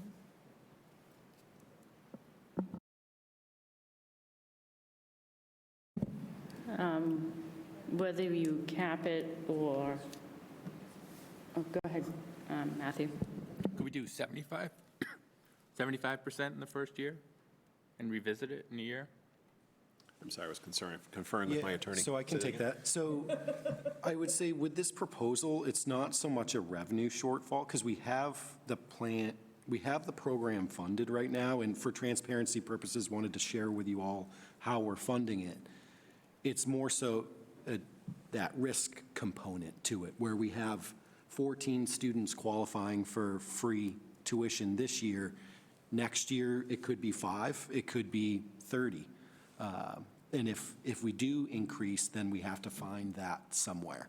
So it's, right now for this year, we're okay. It's just the what ifs type of, then that's why we didn't propose a rate increase either, because on that base, a 3%, a 5% increase, while real dollars, isn't the core issue. It's the what-ifs and the worst-case scenarios. So you said we generate $366,000 funded through the. Yeah, so a 10% increase on rates generates 36,000, which, again, we're already, what was the number? 40% of 200 and combined choice and general fund? 135,000 is funded out of the budget, 116 out of school choice. Yeah, so $250,000. It's a piece of that. And that impacts everyone. So again, I will say it again. If you say, I would like to touch nothing, right? Leave it all right where it is, leave the rates intact, leave the tuition remission as it is, reduced is 50%, free lunch is free program, no one over here will balk at that. You could also just layer on the 5. I want you to hear. I've heard Anna speak a little bit about the 5-day program. I know you had some data on the impact. Yes, I have a little bit. I actually pulled the data for another reason, and then I was like, oh, this kind of relates to it. So I was looking at kindergarten students beginning of the year, letter naming fluency and DIBELS, based on the Triton program that they attended for pre-K. So I was able to split them up and look at the difference in these scores based on whether they attended a Monday, Wednesday, Friday morning session or a full day session. And there's no significant difference in those that, comparing any of the sessions and those that attend. We're looking at about 50% at core and about 50% below core, whether it shifts a little bit who's in strategic and intensive, but no significant difference between the programs that they attended. And that's a key early literacy skill that we look for. So it made me feel a little bit more confident in that our pre-K, all of our pre-K programs, whether we're talking half day or full day, are providing a quality education for our students. We're not seeing that we're offering just those in full day, something better than those in not. So that would argue then, so if we left the half-day programs, was it sessions 1, 2, and 3 intact, current rates, left all the rates intact, left the reduced lunch is half tuition and free lunch is free tuition, but then keep that 5-day program doesn't have the tuition remission, that gets to the point of, I forget who mentioned it, like Caitlin, you mentioned it, it's the meaningful, the socialization, the literacy impact. We have the half-day programs that provide that offering for those students who need it. The difference then, I don't want to completely minimize it, but the difference there between that program then and the full-day session is childcare, right? So for lack of a better way of saying it, so if we keep the rates intact, again, keep the tuition remission as it exists now, just take it off of that 5-day program, that does generate some money. And I think also when we start to put wait lists, we're really going to do it this year, in place, it gives us a little bit of that buffer to, like Kyle was talking about, it's how many teens this year, and if it's 20 next year, we have a little bit of buffer to just say, we've embedded the impact, we've budgeted the impact, we know where it is now, we don't need to change it, but it kind of offsets that hypothetical for next year a little bit. If I just have a question.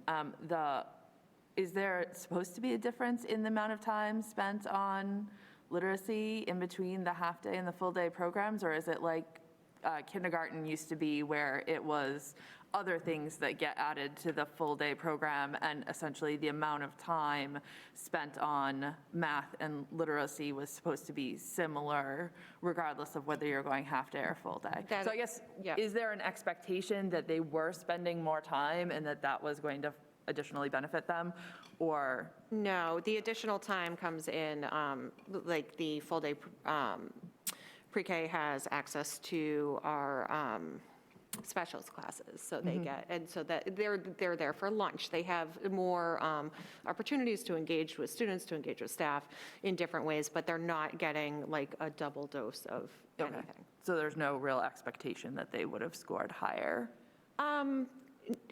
Not necessarily, no. But I think because we look at that as a sort of a key early literacy indicator, we would want to look at that, like if there had been a drastic difference, I think we would want to dig deeper into that. I'm always hesitant to look at one data point and make any decisions based on that. But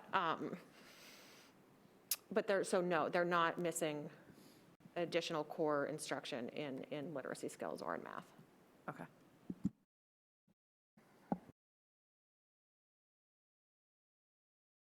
Does anybody else have any questions?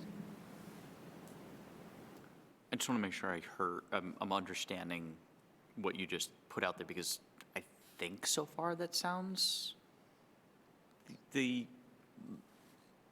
easiest to go with. You would say there would be no changes in anything except for the 5-day, and then the 5-day would be changed to no tuition assistance. Is that correct? Yes, that is what I was just proposing most verbally, recently. but that's not what's here. Verbally summarizing / proposing. Okay, I just wanted to make sure I. So just remind me, for session 4, that hasn't always been in existence, right? Because it certainly wasn't, I believe, when mine were there. The second year, right? Yeah. So, Yeah, this is the second year at Newbury and Pine Grove, in the first year at Salisbury.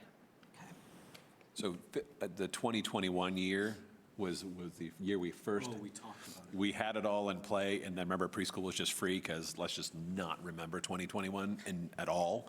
But yeah, so it is very new. And then that, if there are IEP needs, those students are in that session 4 for the most part, correct? It would depend based on the needs, but if for an IEP, it's, for a student on an IEP, it's based on the way the IEP is written. If the IEP is written to say the student needs a full-time program or a half-day program, whatever it is, that portion is all free. Or if a student needs 3 times 30 OT services, those services, 3 times 30 or 90 minutes of their total time is tuition free. So then Kyle gets out his calculator and there's a whole scale to adjust it based on the services. It's his favorite part.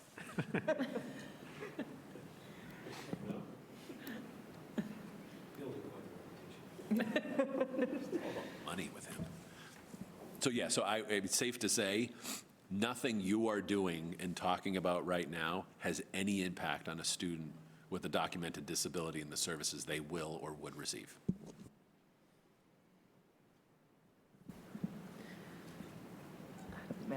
I was just going to say, I think my preference is to hold this year, let you guys put in wait lists or caps or whatever you're calling that thing, and then come back and revisit this next year. If it's just an exposure question, then I would rather kind of see what the impact that a wait list, putting a wait list in place, is going to have on this, and worry less about a potential exposure next year and more about kind of let's let the program settle and then come back and revisit this down the road.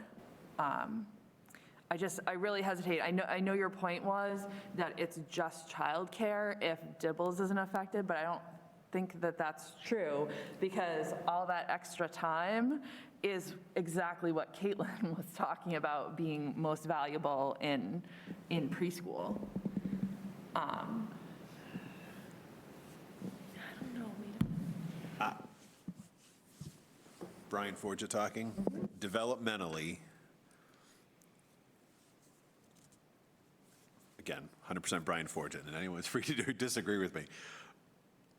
It's more the extreme and rare that a 5-day program is appropriate for a 4-year-old. I mean, we still have the debate about half-day kindergarten, right? Yep. So again, if the need is there, it is likely documented. Early intervention, is that safe to say, Shannon, is very good at documenting needs. So when there are needs, it's coming out of early intervention, and they're going to get those services, and they're not going to pay for them. Is that including the need being this child is either going to be parked with the next door neighbor in front of a television because the parent needs to work no matter what, the caregiver needs to work no matter what? Or is that a literally needs services and support? It is the latter part, because you can't get into the business of the first part. I agree. We can't. Like, that is just not in our purview to solve all of those problems. Yes. Because we collectively can't afford that. Yes, also agree with that. I'm just saying, I think there are consequences, other consequences. So absolutely, right? There will be consequences based on our discussions next week and budget and where we land on March 15th. I think ultimately, so one of the hardest thing that Shannon has as the Director of Student Service is the definition of meeting a student and providing their needs, right? Everyone would benefit with a 1-to-10 class ratio. Everyone would benefit with additional services and interventions. It has to be, our standard, if we're going to stay in business, has to be based on needs and providing the highest quality that we can for everyone within those means. So that's where I fear just offering that 5-day to those that don't necessarily need it. It would be awesome. Absolutely, there would be a benefit. Jumps over into that. I don't believe that we can be in that business, unfortunately, as much as I would love to be. I don't know if I'm calling on people, but Caitlin. She's looking at me and raising her hand, so Caitlin.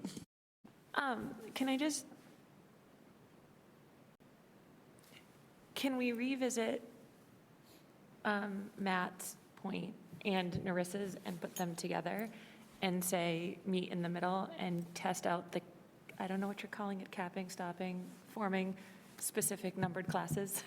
Yeah, capping. Whatever you would like to call that, and maybe implement the 25, you said 25%? So a 75% reduction. And see. That's what you said. So, thank you, the 25% left, thank you, it was coming out. But as a way to provide some small buffer, and that way it's not, you see what works, you're getting the best kind of both worlds, you're kind of covering some things, but you're also testing out the very real theory of the capping and the impact it would have. Because if numbers drop off at 75%, then you're going to know that doing anything further is going to be. And are you saying on all the programs, changing what we originally proposed to 75%? Or are you saying just the 5-day You program? did the math, I'm just going with it. No, 75% on 1, 2, and 3, and possibly not doing anything on the 5-day program. Okay. So you were saying go back to the original proposal. We'll go down to, To go to 50, we'll go to 75. Yes. And you have buy-in as well. Because what's going to happen is if we get rid of the session 4, everyone's going to go to session 3. And you're only going to save about 30 or 26,000. Yeah, because that session 4 go ahead, sorry. No, go ahead. I was just going to say that session 4 program's our biggest risk, right? Of that costs us the most if a student qualifies. And so I wouldn't be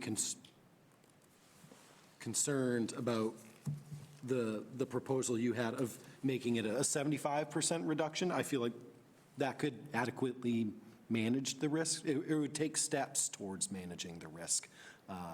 The only other thought then is changing our reduction policy on a year-to-year basis, if that plays a factor in the community of 1 year we have one set reduction rate, and then another, that inconsistency is something to think about. I just want to say to that point, if you drop session 4 from that program, it doesn't mean that everyone goes to session 3, because it is extremely hard to work a part-time job in the approximately hour and a half that you would have between dropping off a child, getting to a job, working that job for an hour and a half, leaving that job and going back to pick up your child, versus the much longer day. You could hold a part-time job with the session 4 schedule that you could not hold with 1, 2, or 3. We're not talking about removing 4, right? No, I'm just saying if it was. Not an option. Right. Because of reduction. Yeah. Yeah, so if you're making, enough that it's helping your home life, but little enough that you can't afford $7,500 a year to put towards pre-K, right? Then you're losing that. So I'm not sure that that's a given, that people just switch. I just wanted to say, so I think my concern, Narissa, though, is that we didn't have this several years ago, right? So so if you, I don't want to say this word, universal, right? But if it was universal, what would be the program? It wouldn't be a session 4, would it? Because we couldn't afford that. Yeah.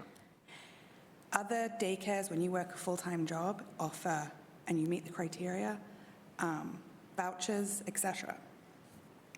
So, I don't think you can hold a full-time job even with a 2 to 3 o'clock.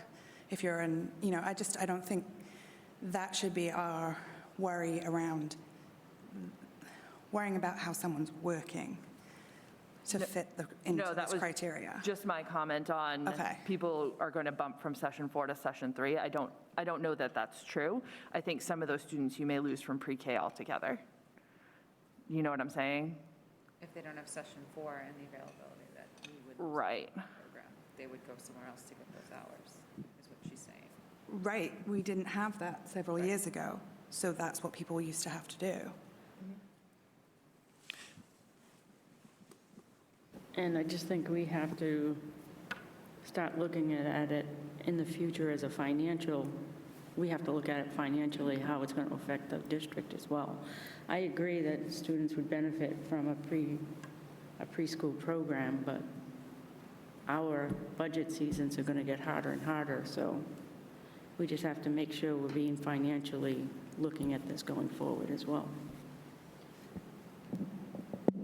And I will, back to my original point, there's two concerns, right? Financially for the district, and then what's best for students, and we need to find a middle ground, because that's a huge loss, and it is going to get bigger. And that is a huge concern. So I have, and they're equal in my mind. I'm a bleeding heart at, in my core. So I know the value of early intervention and preschool from just life. So I don't want to see anyone not attending, but it's a slippery slope to go into what works for a working family or what works for childcare or what doesn't. And I kind of just want to narrow the scope when Anna says, I know it's one data point, we can pull a lot, but if we're getting success from 8:30 to 11:15 or 12:10 to 2:55, and success, I mean exposure to the building, to staff, to being comfortable, to learning at an age-appropriate and a safe environment, those are huge wins that we can't just look past. And honestly, I didn't even know 8:30 to 2:55 came to Salisbury Elementary until November, when I was watching parents pick up at a vastly different door. And I'm not trying to be flippant, it just wasn't overly talked about because Salisbury's never had it. So if it comes down to kind of a hard choice with a program that all 3 communities have successfully lived without, and there are some great programs within our towns that have worked well with our schools, it's, to me, a fair and valid trade-off. Our children aren't losing anything. There have been places that have popped up that have worked well with our 3 elementary schools and provided environments for our students, and they're a good resource for our families. So I would say that long day is less of a concern, kind of overarching. Making it a priority. Making it available. Yeah, making it a priority. Tuition remission. Tuition-wise is kind of less of a priority when you look at Anna's data, and families have to make hard choices, but we're then left holding that financial hard choice, and we're responsible to Salisbury, Newbury, and Rowley.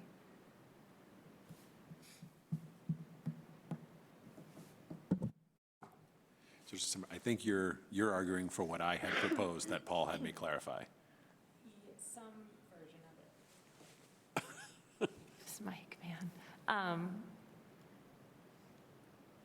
I would argue for anything that mitigates the cost. And if it means waiting another year and mitigating it in a different way to make everyone more comfortable, but moving in that direction of saying to our families, we are moving in this direction. To Kyle's point, I am concerned about changing it up year to year.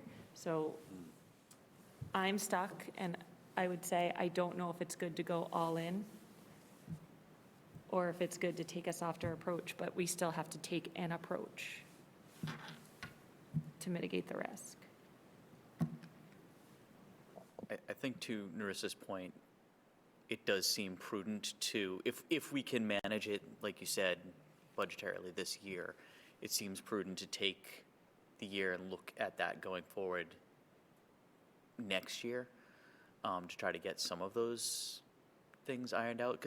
And there's one other data point that I'd be interested in, and I have no idea if this is even possible to pull, but retention for students who began with our preschool program as opposed to students who did preschool elsewhere or didn't. I'm just thinking about, for lack of a better word, like loyalty to the district, or the sense of community that gets built there early on, I think is significant. And I'd be curious about that, although I think there are other factors that go into it. The family that can afford IC might also be a family that can afford St. John's. But it's just a thought.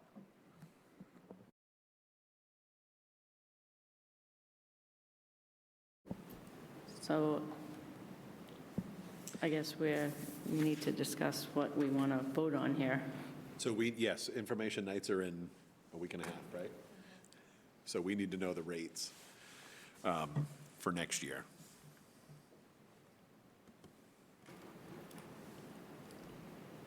Can I make a motion that we reduce all 1, 2, and 3 by 75%, or, yeah, by 75%, and not offer anything on session 4?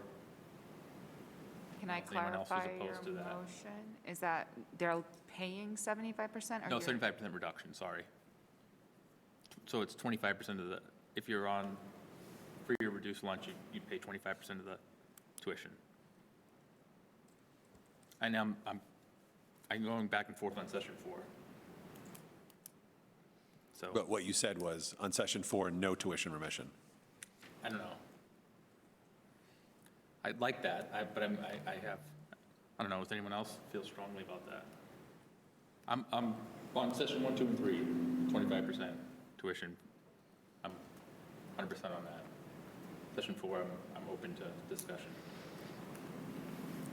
Well, 4 is the one that we're, 5-day-a-week session. and that's brand the new one that we're hit on the most.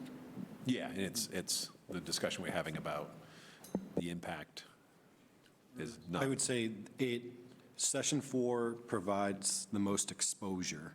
In terms of the other 3 sessions, the revenue recovery, so to say, by this, it wouldn't, for us as a district, going from 50 to 75% wouldn't have a very large, in terms of it wouldn't have a large impact on us as a district. It would have the probably greater impact on the communities, the residents and the families. But you follow what I'm saying? Sorry.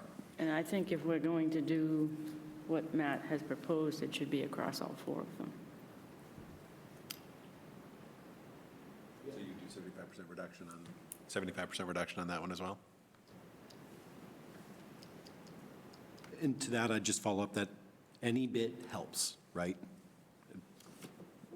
And then we look at it again next year, that maybe you adjust it again. So that at least it's like they're saying, it's a gradual adjustment to getting to probably where we need it to be.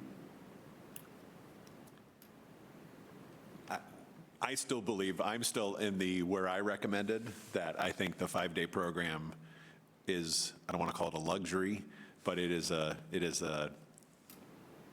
program that goes well above and beyond what we've identified as the need to provide our students with the success they need to enter into kindergarten and into first grade and into second grade. Right, so are you saying 75% for the 3, and what would you recommend for the? I was recommending that it stays full price, the $7,500. And again, if you're on an IEP and all that, the vast majority of the students are on an IEP.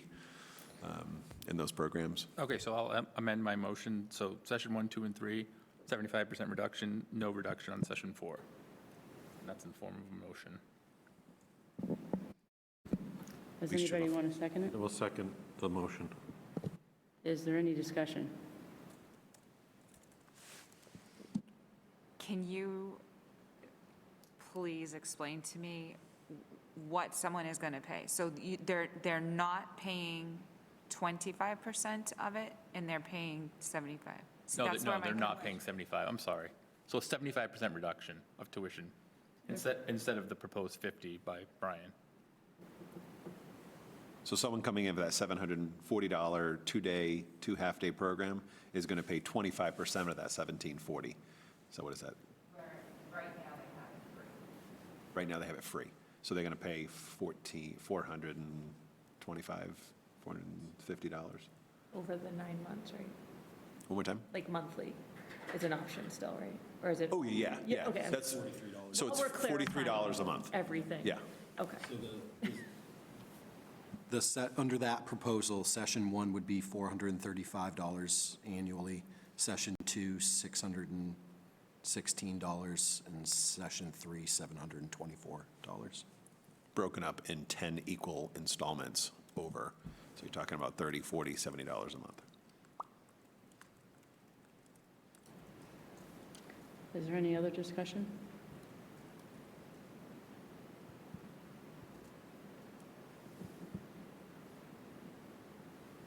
All those in favor?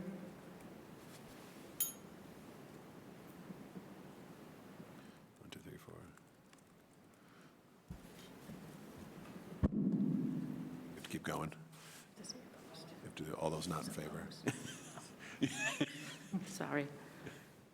All those opposed? Okay, so it's approved. The next is the subcommittee reports. Policy and Advocacy, Paul Golden to update.